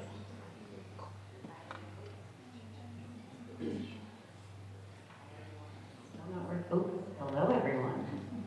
We are in the home stretch of the evening, bear with us. My name is Jen Letourneau. I am the Math Department Chair at Newton North High School. And you've already been told, but I'll reiterate that we have people here from multiple academic departments, math, science, technology, engineering, English language arts, history and social sciences, and world language. And so we want to just take a moment first to introduce everyone who's up here to all of you, and then I'll give you a little bit more information of how we've designed our presentation for you this evening. So again, I'm Jen Letourneau, Math Department Chair. I'm Heather Hotchkiss. I'm the Department Head for Science, Technology, and Engineering. Hello everyone, my name is Melissa Millworth and I am the Chair of the English Department here at Newton North. Hi, my name is Greg Drake. I'm the Department Head for History and Social Sciences. Hi, I'm Chris Wood, and I usually look about 10 years younger at 5:30 in the morning, but I've been here for about 14 hours, so I'm the Department Head for World Language, where students learn Chinese, French, Italian, Spanish, and Latin, and where we run several exchange programs where students receive students from other countries and go on exchange for 3 weeks to live in the countries where their languages that they're studying is taught. Thank you, Dr. Wood. So the goal of this session is for us to give you a glimpse into the day in the life of your ninth grade student. And that's also going to help you to understand our school's vision for teaching and learning. We've designed this presentation as a panel, and we're going to be asking questions of one another. These are questions that have frequently come up from students and families that are in the same seats, that you are making the same transition that you are. Each of us is going to provide responses to these questions with some additional detail about our individual departments and nuances within those departments. And then there's going to be an opportunity after our panel presentation for you to be able to ask questions, as been mentioned before, from any of the presentations that you've heard this evening. So, without further ado, the first question that we are going to be addressing this evening is, what might classes look like on any given day for a ninth grader? Thanks, Jen. All right, to answer this question, we're each going to provide an example of something you might see in one of our departments in ninth grade. So my example comes from a ninth grade physics class. All ninth graders take physics. And if you think back to your own experience taking physics, you might remember lots of textbook problems, everyone doing the problems, all the problems, forever problems. And so something that we do in the physics team, no matter which of the 9 physics teachers that you get, we have problem sets that we've designed together that are core for every single unit. And we have named these alpha, beta, beta, gamma to help students think about radioactive radiation. You know, alpha radiation is the least damaging outside the body. So, alpha problem sets are the least dangerous. So, students, when they get time to practice problem solving, they make some choices about whether they want to start with alpha and move to beta, if they want to start with beta, if that works really well for them. We're very clear that the beta level practice problems are the things that are the hardest rigor on the assessments. And so some students start with beta and then continue practicing more beta. Other students start with beta and then ultimately move on to gamma, which is stretch material beyond what's assessed, but we are able to foster community to work and stretch within the classroom. So, for example, in a forces unit, you might be able to, in the same day, have some students working collaboratively to solve a 3-variable algebra problem about forces, and then you might have other students who are working to figure out how to apply coefficient of friction, which is not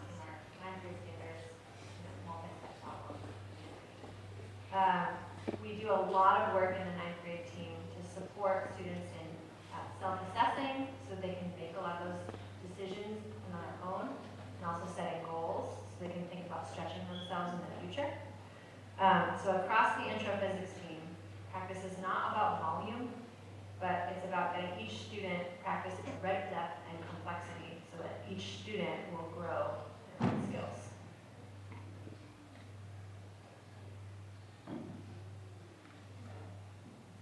Thanks, Heather.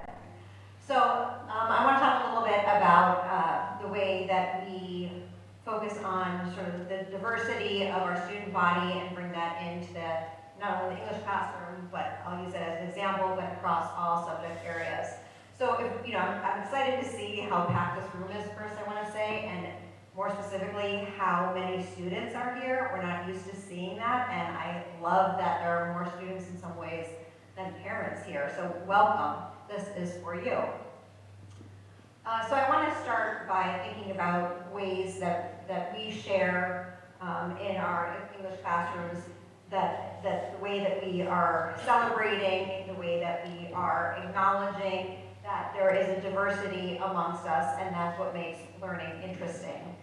I'm not going to ask you to raise your hands, though I'm really curious, but I won't ask you to do that. But some of you, just thinking about, do you ever remember in your own English experiences, whether you went to high school a while ago or whether you're thinking back to middle school, that some of you may answer yes to this question around sitting.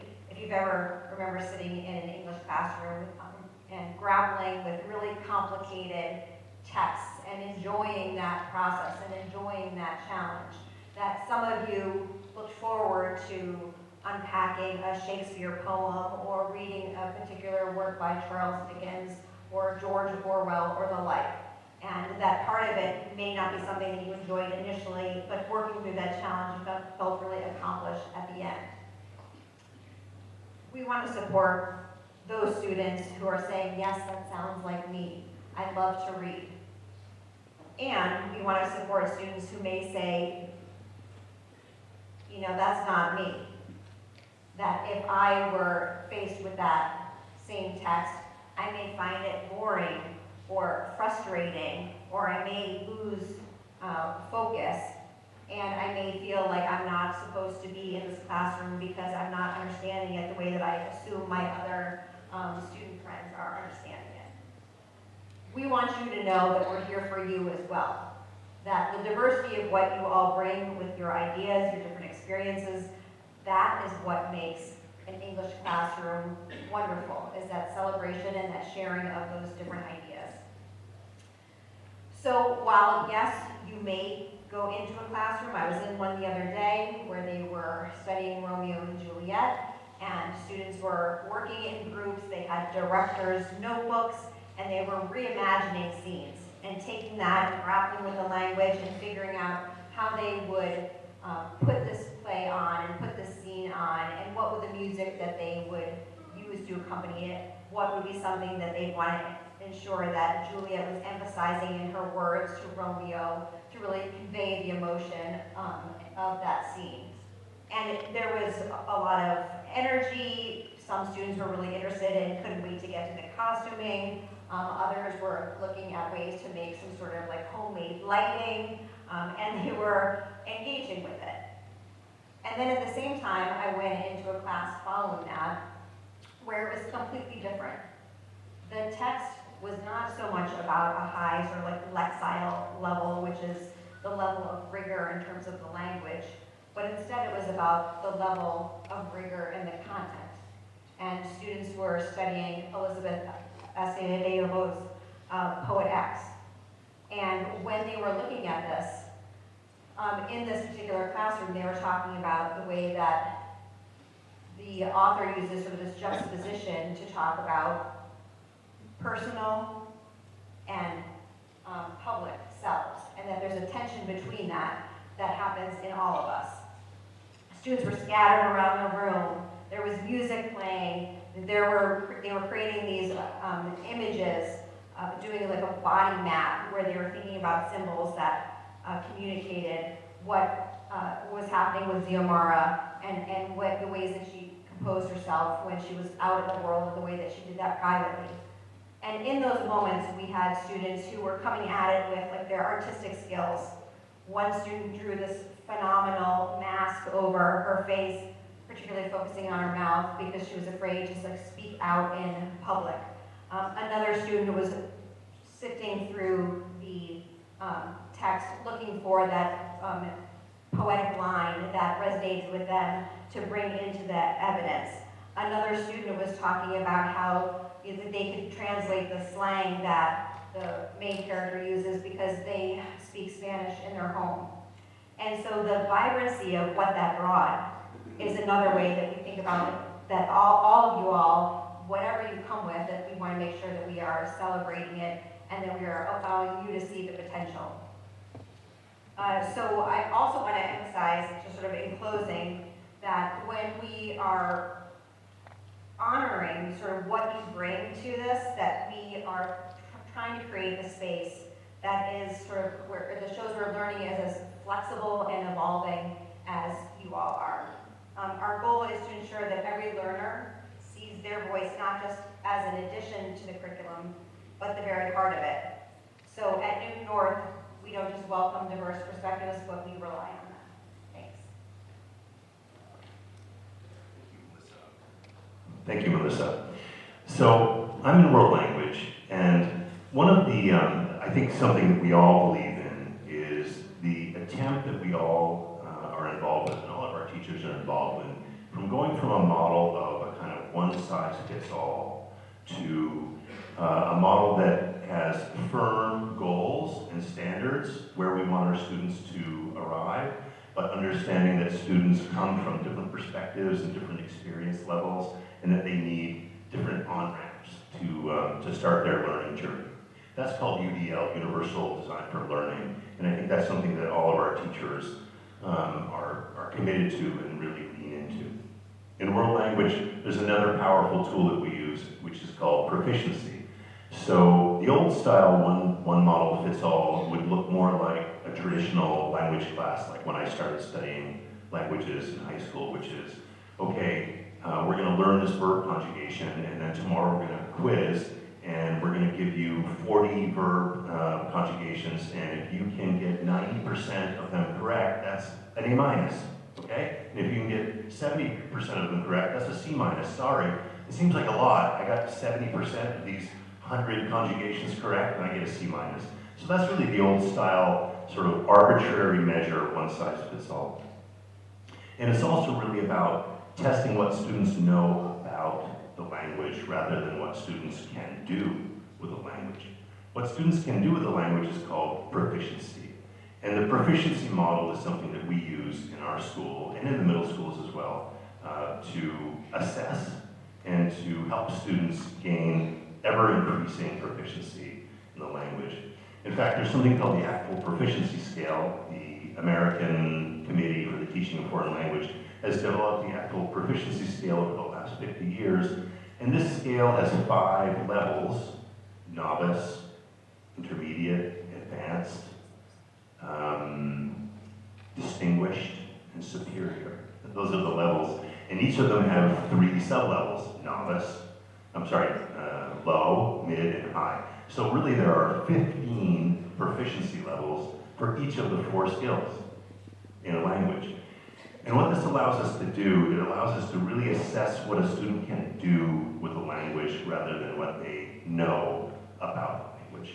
And it's also a powerful tool to help us understand where students are in their current skill development so that we can provide the kinds of supports and activities and challenges to lift them toward ever higher levels of proficiency. It doesn't mean that we have forgotten verb conjugations or vocabulary lists. Those are all important parts of language study, but those are kind of micro skills. They're not what we base our grades on. They're kind of skills that students need to master along the way to higher and higher levels of proficiency. So in a classroom, what might a proficiency model look like? Well, remember, it helps us understand where students are, what they can do, and what it's going to look like for them to push to the next level of proficiency. A typical lesson or typical unit in a 9th grade language class is kind of a mapping unit. It's Can a student learn how to navigate a city streets, a bus system, a metro system? Can they give directions? Do they understand directions when they're given directions? And students will often present and act out these kinds of scenarios where they're navigating city streets. Now, that's about, I would say, a sort of novice high to intermediate low skill, if they can manage that. If students feel like they need a greater challenge and push toward higher levels of proficiency, they'll ask, how can I sort of deepen this project? How can I take the same project and push myself to see if I can attempt higher levels of proficiency? One way they might do that is, instead of just navigating cities, they might create an interactive map where each stop has a presentation that's historical. So I'm not just going to give you directions to the statue of El Cid in Burgos. I'm actually going to tell you what the story, what the legend of El Cid Campeador is, which requires students to narrate in the past using appropriate verb tenses. So that can all happen in one classroom, and students can quite nicely finish their project with a very nice grade, improve their proficiency in the standard math project, but they can push as well. So that means in the same classroom, we have students who are coming from slightly different levels, they're all pushing to improve, and they're all helping each other. And that can all happen in the same classroom.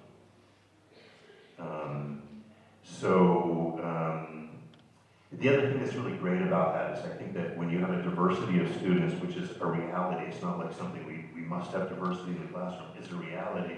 Students have different level of proficiency in a language when they're in the classroom, but they can really strive as a community to help each other get better. Greg, do you want to talk a little bit about what a class in history might look like? Sure, thank you.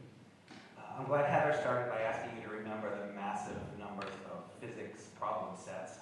I'm going to ask you to think about your history class when you sat in the back of the room and listened to very long lectures, sort of Ferris Bueller style, and the teacher had a lot of chalk on his pants and whatnot.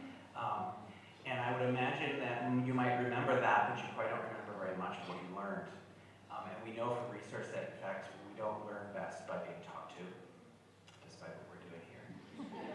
And in fact, research shows that even the strongest students might believe that they learn better in a lecture setting, but in fact, they learn better when they're grappling with the information. And so every ninth grader, or nearly every ninth grader, will come to Newton North and will take their first history class as a world history class. And we really have a strong focus on student-centered instruction in those classes. And that's not to say that you'll never have a lecture in your life and you want to learn how to take notes, but we really try to focus on students working together in groups, students collaborating and building their historical thinking skills. And so I'll give you an example of what that might look like in a classroom. You may come into a classroom, you'll see groups of 4 working through either on their Chromebook or on paper a set of documents. Right? And when we look through a set of documents, we're really telling kids that we're doing what historians do, right? And we're teaching them that primary sources come in lots of different formats. So we'll read actual what we consider primary sources, speeches, lectures, whatever, but we're also looking at maps. We're also looking at artwork, right? We're also reading people's diaries.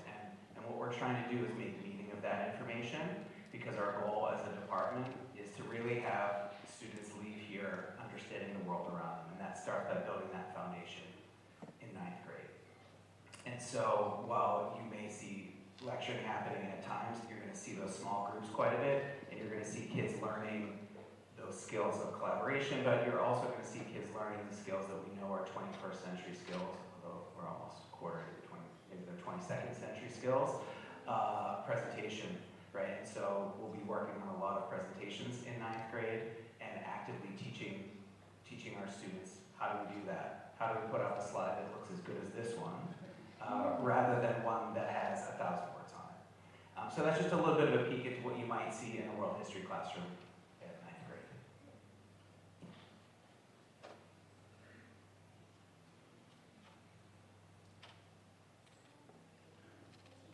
Thank you, Mr. Drake. I'm going to give a final example of what you may see in a math classroom in ninth grade at Newton North High School. And this example comes from a multi-level Math 1 accelerated honors class. Although I will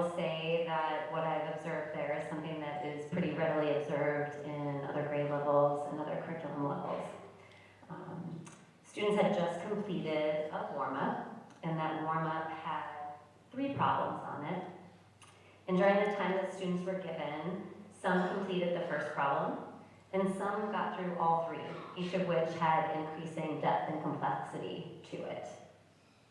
At the end of that time, the teacher turned to the students and asked them to do some personal reflection. How did that go for you? What do you need to do next? And then based on those questions, students were asked to make choices about what they needed. I need more instruction in modeling for me to keep going. I'm ready to practice this on my own. I really want to stretch beyond. I'm good with what I saw and I need a little bit more. And in some cases, I've been out sick for 3 days and I just really need some help catching up. I have no idea what's happening right now. And so based on that, students would disperse to designated areas in the classroom at vertical whiteboard spaces and work on problems that targeted a level of difficulty that matched their choice. And you may be thinking, sometimes I make choices that don't match what I need. What happens when that happens? Well, we let it play out in a classroom because student work is on vertical spaces. That means it's visible to the teacher. It's also visible to the students in the space. That allows the teacher to move throughout the classroom to notice, are students working on what they should be working on based on the evidence that the teacher has thus far? And then that teacher is able to differentiate and support and individualize that experience in the classroom. So the students that are looking for that stretch, even if the problems that have already been provided aren't going beyond, they can go over there and push a little bit further, push the students to be thinking about the why, or even drive beyond the problems that they're doing.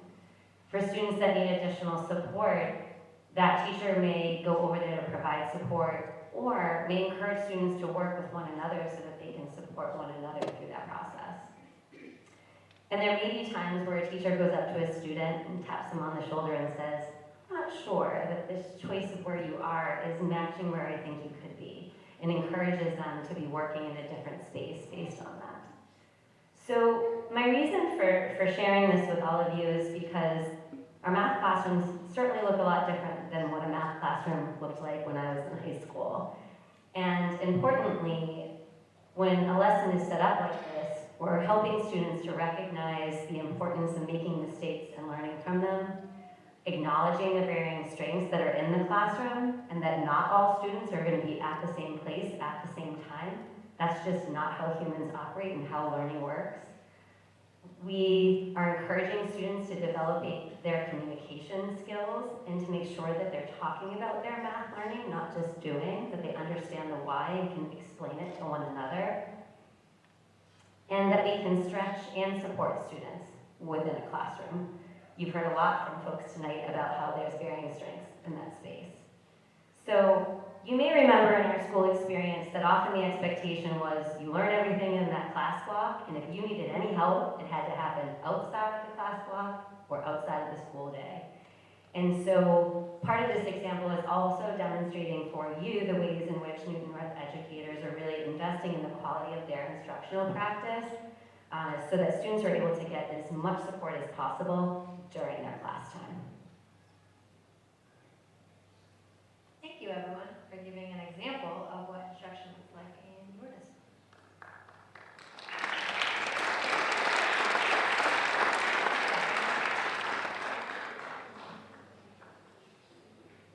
All right, so Chris, I'll direct this next question to you. How does the grade 9 classroom experience help with the transition from middle school to high school? Okay, well, this certainly is a year that's all about transition. And as you've heard from people who have spoken so far this evening, there's a lot of transition to negotiate. In terms of the classroom, both in advisories, which I think you've heard about already, and in the classroom, especially in the ninth-grade classroom, our teachers really lean into the idea of creating community. So it's really about getting to know their students, facilitating their students getting to know each other, and making sure that students understand all of the different ways that they can insert themselves in some kind of web of community within the school. There's also some concerted effort at skill building during ninth grade, so typically the continuation of developing those skills that you've been starting in middle school of reading and making meaning of written text, of making arguments based on logic. Also, certainly executive functioning skills, taking ownership of your materials, of the way that you organize your time, making good choices, managing your time. And then certainly, one thing that's super, super important is learning to work interdependently, not independently, but interdependently in teams and groups, taking responsibility for your own contribution to the team, and taking responsibility for encouraging and honoring the contributions of other people in your team. There are two other skills that I think that I'm really, really passionate about, but I know that Melissa Dilworth can articulate this better than I might be able to. Now, I don't know if we're going to hear about those skills, Melissa.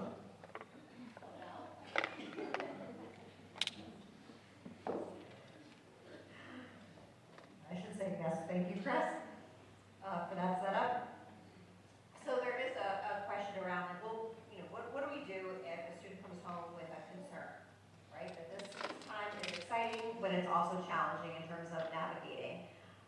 So with, you know, your transition from middle school to high school, it certainly comes with more freedom, and that freedom could be exciting. There are many ways that you can get involved.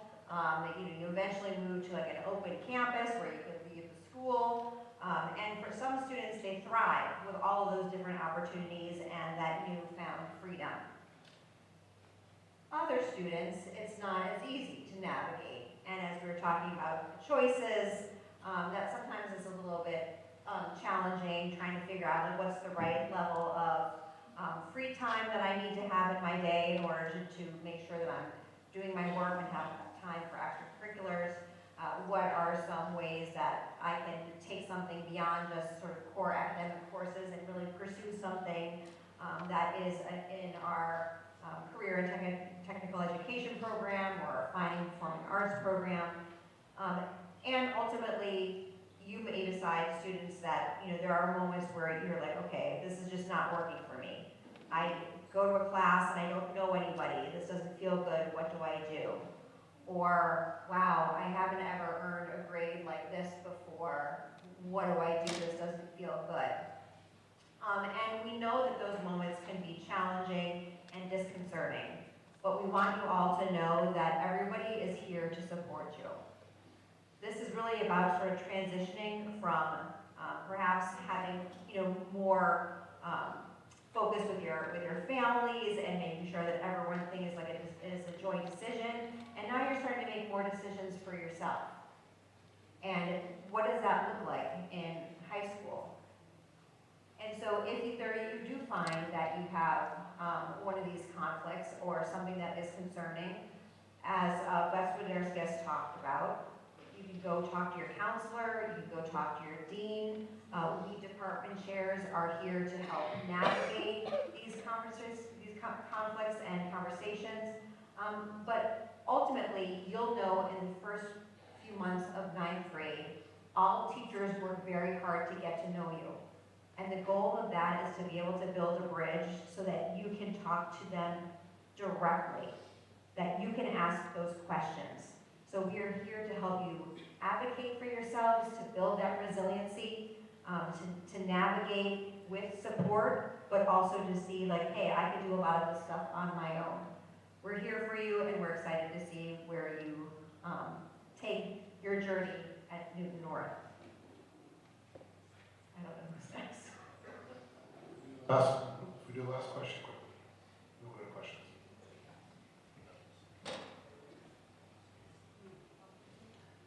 So as your students begin working through the registration process at their middle schools, you'll start to hear talk about levels. And so I want to just briefly talk to you a little bit about what our placement philosophy is and what the process will look like.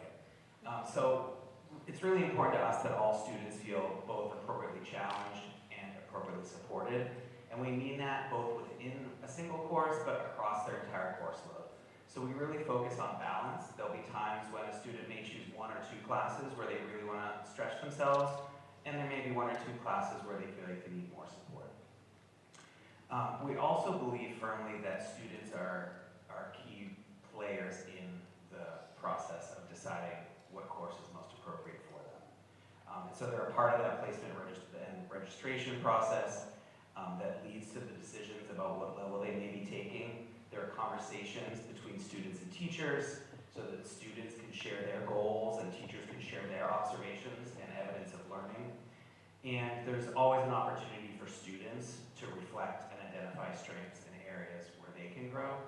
I think it's also important to know, particularly coming from the middle school where we don't know your students that well yet, there's plenty of opportunity to kind of assess the level placement throughout the course of the first term, and we often make level changes after term 1, after we get to know kids, and also because sometimes kids have grown a lot over the summer between 8th and 9th grade. So we have, in most of our courses, there are 2 levels, CP, which is college prep, and ACP, which is advanced college prep, and then in math, there are some additional levels at the 9th grade. CP is our foundational course that focuses really on building those foundational skills and addresses the priority standards of whatever discipline the course is in. And then in an ACP course, at the ACP level, students are going to be held accountable for increased depth and complexity. And then in the upper level courses in math, such as an honors or an accelerated, there's even further depth and further complexity. We want you to know that over the course of the spring, we're going to be working closely with middle school counselors and our counterparts at the middle school to be clear in sort of articulating the difference between the levels and making sure that they make the best decision they can as they talk to your student about their courses for next year. Thank you very much. Now is an opportunity for you to ask questions. Thank you. Can we give them a round of applause?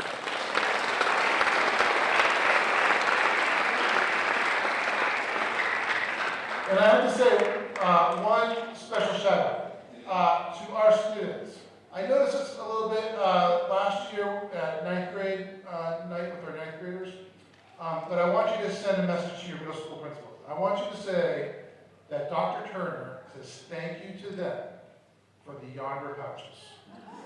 Because one thing that I have seen is that not one of you have had your cell phones out. And you've been very patient, you've been paying attention, you've been doing a fantastic job.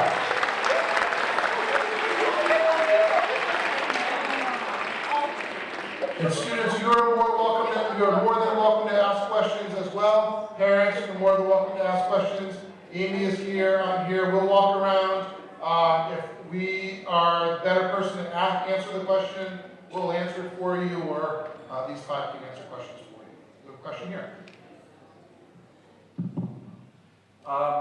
When we think about the transition from 8th grade into 9th grade from private school, there aren't any of those recommendations from the teachers. So how does a student actually figure out where they're going? Great question. That's a really great question. And it's pretty involved, actually. We take a lot of time to review transcripts that are coming to us from students who are coming from private schools, independent schools, and transitioning back into the new public schools. In certain situations, we might do a placement assessment to see where a student's skill level is and match that with the transcript so that we understand how those skill sets fit in with the courses that we have at our high school. There are times where we may need to ask questions and get some answers from schools to better understand what a student's experience has been like there. And there's a lot of back and forth that goes into that process and then the development of a student's schedule. So we understand that there can be a little bit of angst and anxiety thinking about that transition and knowing that the students maybe aren't known coming in, but we do, again, make a concerted effort to make the best recommendation at the start. I do think what Mr. Drake said initially about the fact that we continue to get to know students, right? Invest in getting to know them, assess their skill levels in classes throughout the beginning of that first year. If we notice that something doesn't look right, we're going to raise that up and we're going to look to make some changes right away to make sure that the student is properly placed and set up for success. And we do this often. So we have somewhere around 100 students coming from private school, coming from internationally, from around the country, enrolling here. And so we have a very good, well-oiled machine to support you And we have students coming from at different grades. One thing that we just saw is you may know that our junior class was the class that was going to middle school during COVID.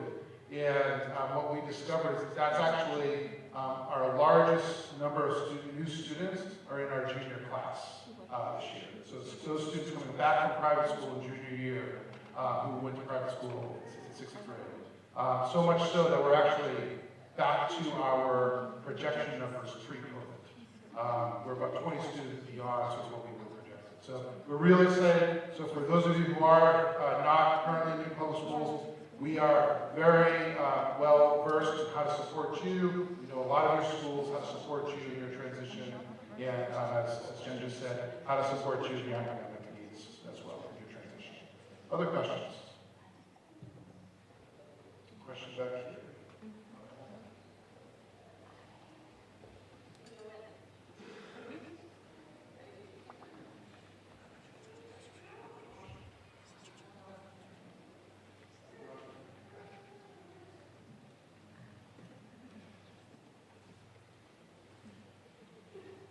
Hi. There's been some discussion from the district about the middle school through high school math program, the structure changing, and I was wondering, is any of that going to affect our classes in 2030 or will that be for later classes? It's mostly for later classes. There are plans of change coming up. The one adjustment really is about the transition from 8 to 9 in terms of as placements are happening. There will be assessment opportunities so that if a student shows readiness to transition beyond a 9th grade course like Math 1 and has a readiness and skill set to go beyond that in their 9th grade year, there will be testing opportunities for students to be able to do that. But that's the one change that would be an experience for students coming, rising 9th graders now compared to future years. And there will be lots of communication as adjustments are made down the road. We have a question here. A couple of questions. One is, how many students are in the entire high school? And then how many do you anticipate entering 9th grade? I have one other add. So we're about 2,100 students here currently at the school. We expect it to be around that number for the next few years. The projection for this class is? Under 500 in the 475-ish. Then there's the other less numerical question is there going to be multi-level teaching at the school, and if there is, what courses would be involved? So I can just start. Since multi-level courses is a very general term for something we've had for a very long time. So for example, English classes, senior year, have had students taking, say, honors in ACP. That's been going on for, say, I don't know, 40 years or something like that, 30 years. Over the last few years, we have seen more classes where there are 2 levels in the same classroom. The reason for that is you saw the entire schedule, and often what we found before we saw an increase in them is that students would change a level or they would change a course. We would have to blow up their entire schedule in order to meet that need. In this, in our multi-level where we have, say, an honors, history, and ACP history class, students can say, in the middle of the year, wow, I actually can do the hard work, as Heather was talking about, the gamma work, right? If a student is regularly doing the beta and the gamma work, is that student may say, you know what, I can do the upper level work, and therefore talk to their teacher about taking an upper level class, and they can do it within the same classroom. So it's far easier. We've found a lot of success. We know that there's a lot of chatter out in the community. There are 2 high schools with different experiences with multi-level.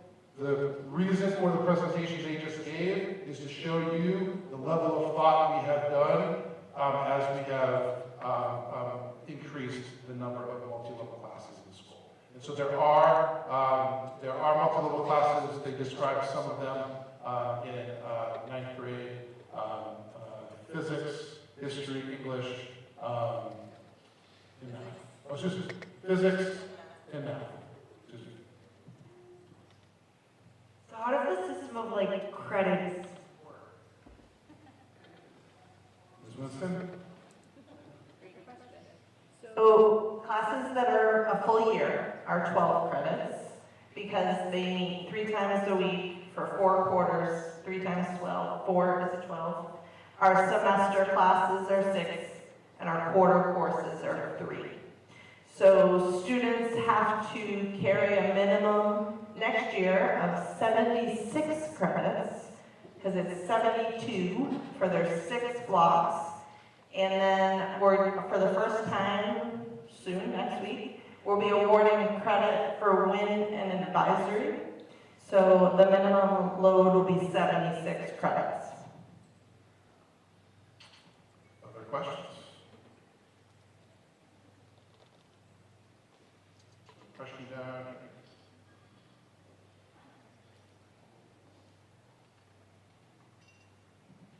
What's timer block and what's explained? Tiger block is another student choice time. It's when the large majority of clubs, student activities meet at South. It's called Lion Block. It is also the one time of the whole week next year as 9th graders that you really have complete open campus. If you're done for the day, you can go home. The buses come after Tiger, but it's also a time to get extra help. Athletics often has dismissals for games, so the Tiger Block is helpful there. But it is when you'll see all of our clubs and activities meeting.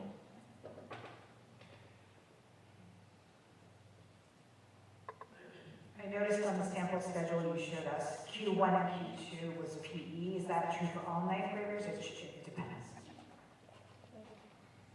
Yep, they happen all year depending just on when your electives are.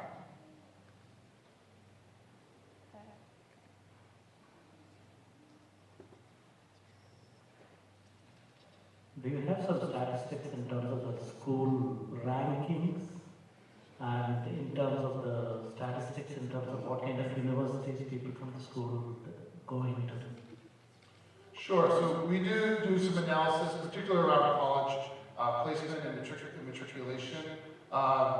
We have surveyed over the last 2 years the top 100 school colleges that our students apply to. One thing that we have tracked is both student matriculation to the variety of colleges. So for example, because we are a comprehensive high school, we have students who are going, say, in our graphics program, we have students who, 2 students went to prac last year. So what we value, particularly because of our diversity, we're a large comprehensive high school, is that students are finding the right college for them. So our #1 statistic is that we ask our graduates, did you get into one of your top 3 colleges? So that could be one of the most competitive colleges around, or it could be a specialized college or university, it could be a community college, it could be a more local university. When we started asking this question, we were around 78 to 79% of students who were saying they got into one of the top 3 colleges. The last 2 years, we've been around 84% of students saying they got into one of the top 3 colleges.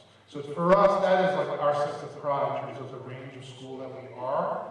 And when we think about the most competitive colleges, which is something that we frequently get asked about, something we're also proud about. We have beaten, if we just look at the Ivy Leagues, for example, we have outpaced college acceptance on the national average by almost double of the Ivy League. And where our acceptance were the last 2 years, we've outpaced where we were before I arrived in 2016, 2015. So we're really proud of that. We do believe that it's about the level of rigor. So I think what you just heard here is about that we believe that all of you students can take on rigorous work. We think you can do hard work. And we're going to challenge you in the case that work makes sense for you. So with that sort of shifting of that philosophy over the last 10, 15 years is that what we have seen is that more students by their senior year are taking some of our most rigorous courses. And so, for example, BC Calculus, which is one of our most advanced calculus AP classes, we would maybe have somewhere around 20 students take it, around 2016. Now we have somewhere around like 80, close to 100 students taking it. AP Statistics, we may have 200, we have like 220 students taking AP Statistics. We have like 15 to 20 students taking that 10, 15 years ago. And so that's not for everyone, right? You can also take 4 years of culinary and be really challenged.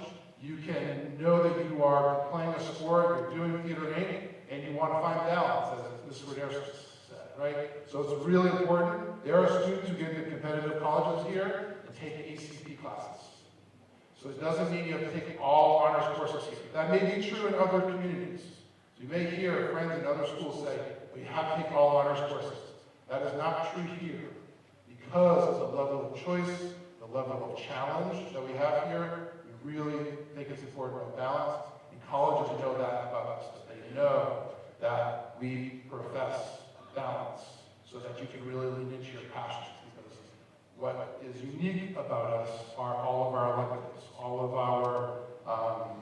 our clubs and activities, which are really a part of our school spirit. We're proud about it. And so colleges know that you distinguish yourselves because of that. Now let's say one more thing. The last 4 or 5 years, we started to offer something that's very unique. We're the only high school in the United States that does this. We have something that's called SEALs. It's modeled after the seal of biliteracy, which is a state seal that goes on your transcript, and it's given to students who can speak a language in addition to English at proficiency level. And so we have, because we believe so much in this, and our language program is so great, and our English language learner program is so great, that we have somewhere about like 7 to 8% of the total students who have ever received a seal of biliteracy in Massachusetts come from the school. So we've got over 100 students every year who are getting a seal of biliteracy. And so we have modeled that, and so we now provide school seals. So South doesn't have this. We are the only school that has it. We have to provide school seals that go on your transcript in areas where you have a passion. So you can apply for it in your junior and senior year. And so we have seals in civic action, social justice, applied STEM, fine and performing arts. What did I forget? Right? Working on a business seal. And so what that is showing is that students are saying, this is an area where I really lean into it beyond the classroom. I did something particularly, I demonstrated my passion. And it came from a student who told me that she spent 10 hours a week building sets for Theater Inc. And only in one place did she put it on her college application. And so I do believe that part of our success, in terms of your question around placement for students, and that's why we believe in sort of this percentage of 83, 84% of students getting to one of the top 3 colleges, is that we are really believing that it's about their performance in the classroom and outside the classroom, and colleges know that something's really special about this particular school. Something to that, Mr. Turner, which is specifically thinking about fine and performing arts. Todd Young is our department head for fine and performing arts, and he talks a lot about the fact that our fine and performing arts program, and I think this is true really of all of Newton North, thinks about both entry points for those of you that are new to an area, as well as opportunities to excel. And you're going to see that, and any of you that are involved in our middle school music programs, we have something really exciting happening over the next few weeks. Over next week and the week after, we are doing a joint high school, middle school band concert, orchestra concert, and chorus concerts. One of those is so big that we're doing it in the gym because it doesn't fit on the stage. I think it's Strains, if I remember correctly. And you're going to get to see the fact that we have those entrance points into the programs, as well as some of the most amazing musicians. I mean, last year's class, I can't even count how many kids are studying music in college at Berkeley and other equally amazing places.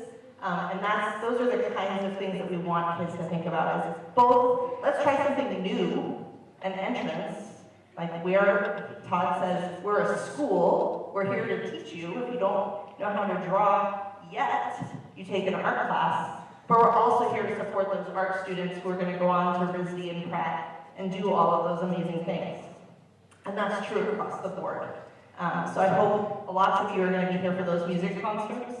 The joint jazz concert is in early February. That's another great night, but an opportunity for you to see and participate in that level of excellence the students have the opportunity to get to. I'm going to say one more thing, and then we have time for one more question. Is that Amy was talking about wind block being really spectacular.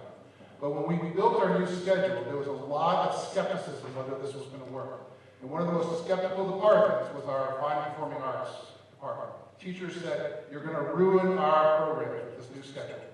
And what we have found is that our fine and performing arts teachers are now our biggest advocates for our new schedule.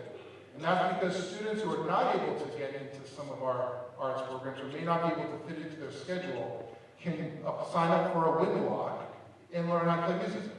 And what that has essentially built is our rock program. We now offer rock courses.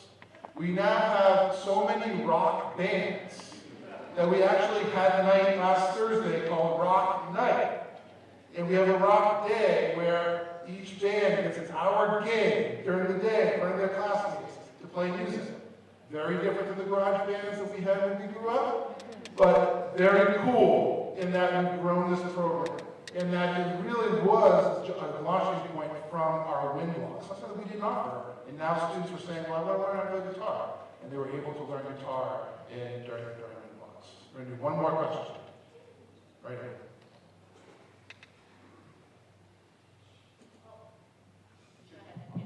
Oh, for the language program, if students are interested in a language that's not one of the 4 languages that you offer, can they do it as an independent study?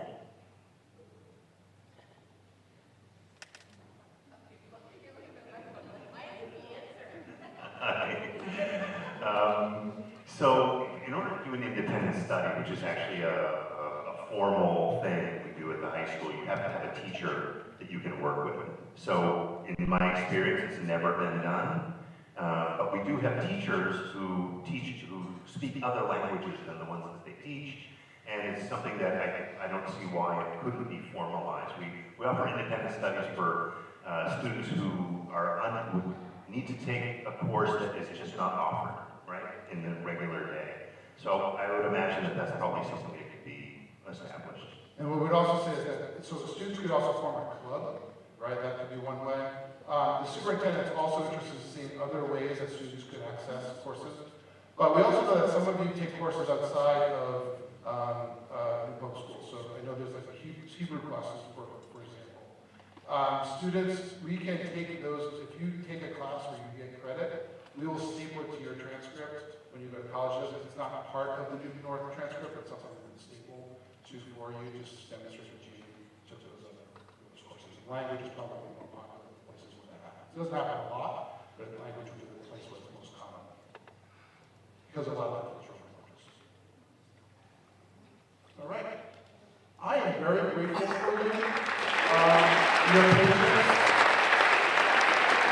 And it is just so energizing how many of you came out in the middle of January to come see us. I look forward to seeing you more. February, my favorite night. Make sure you're there. We will see you soon. Thank you so much, everyone.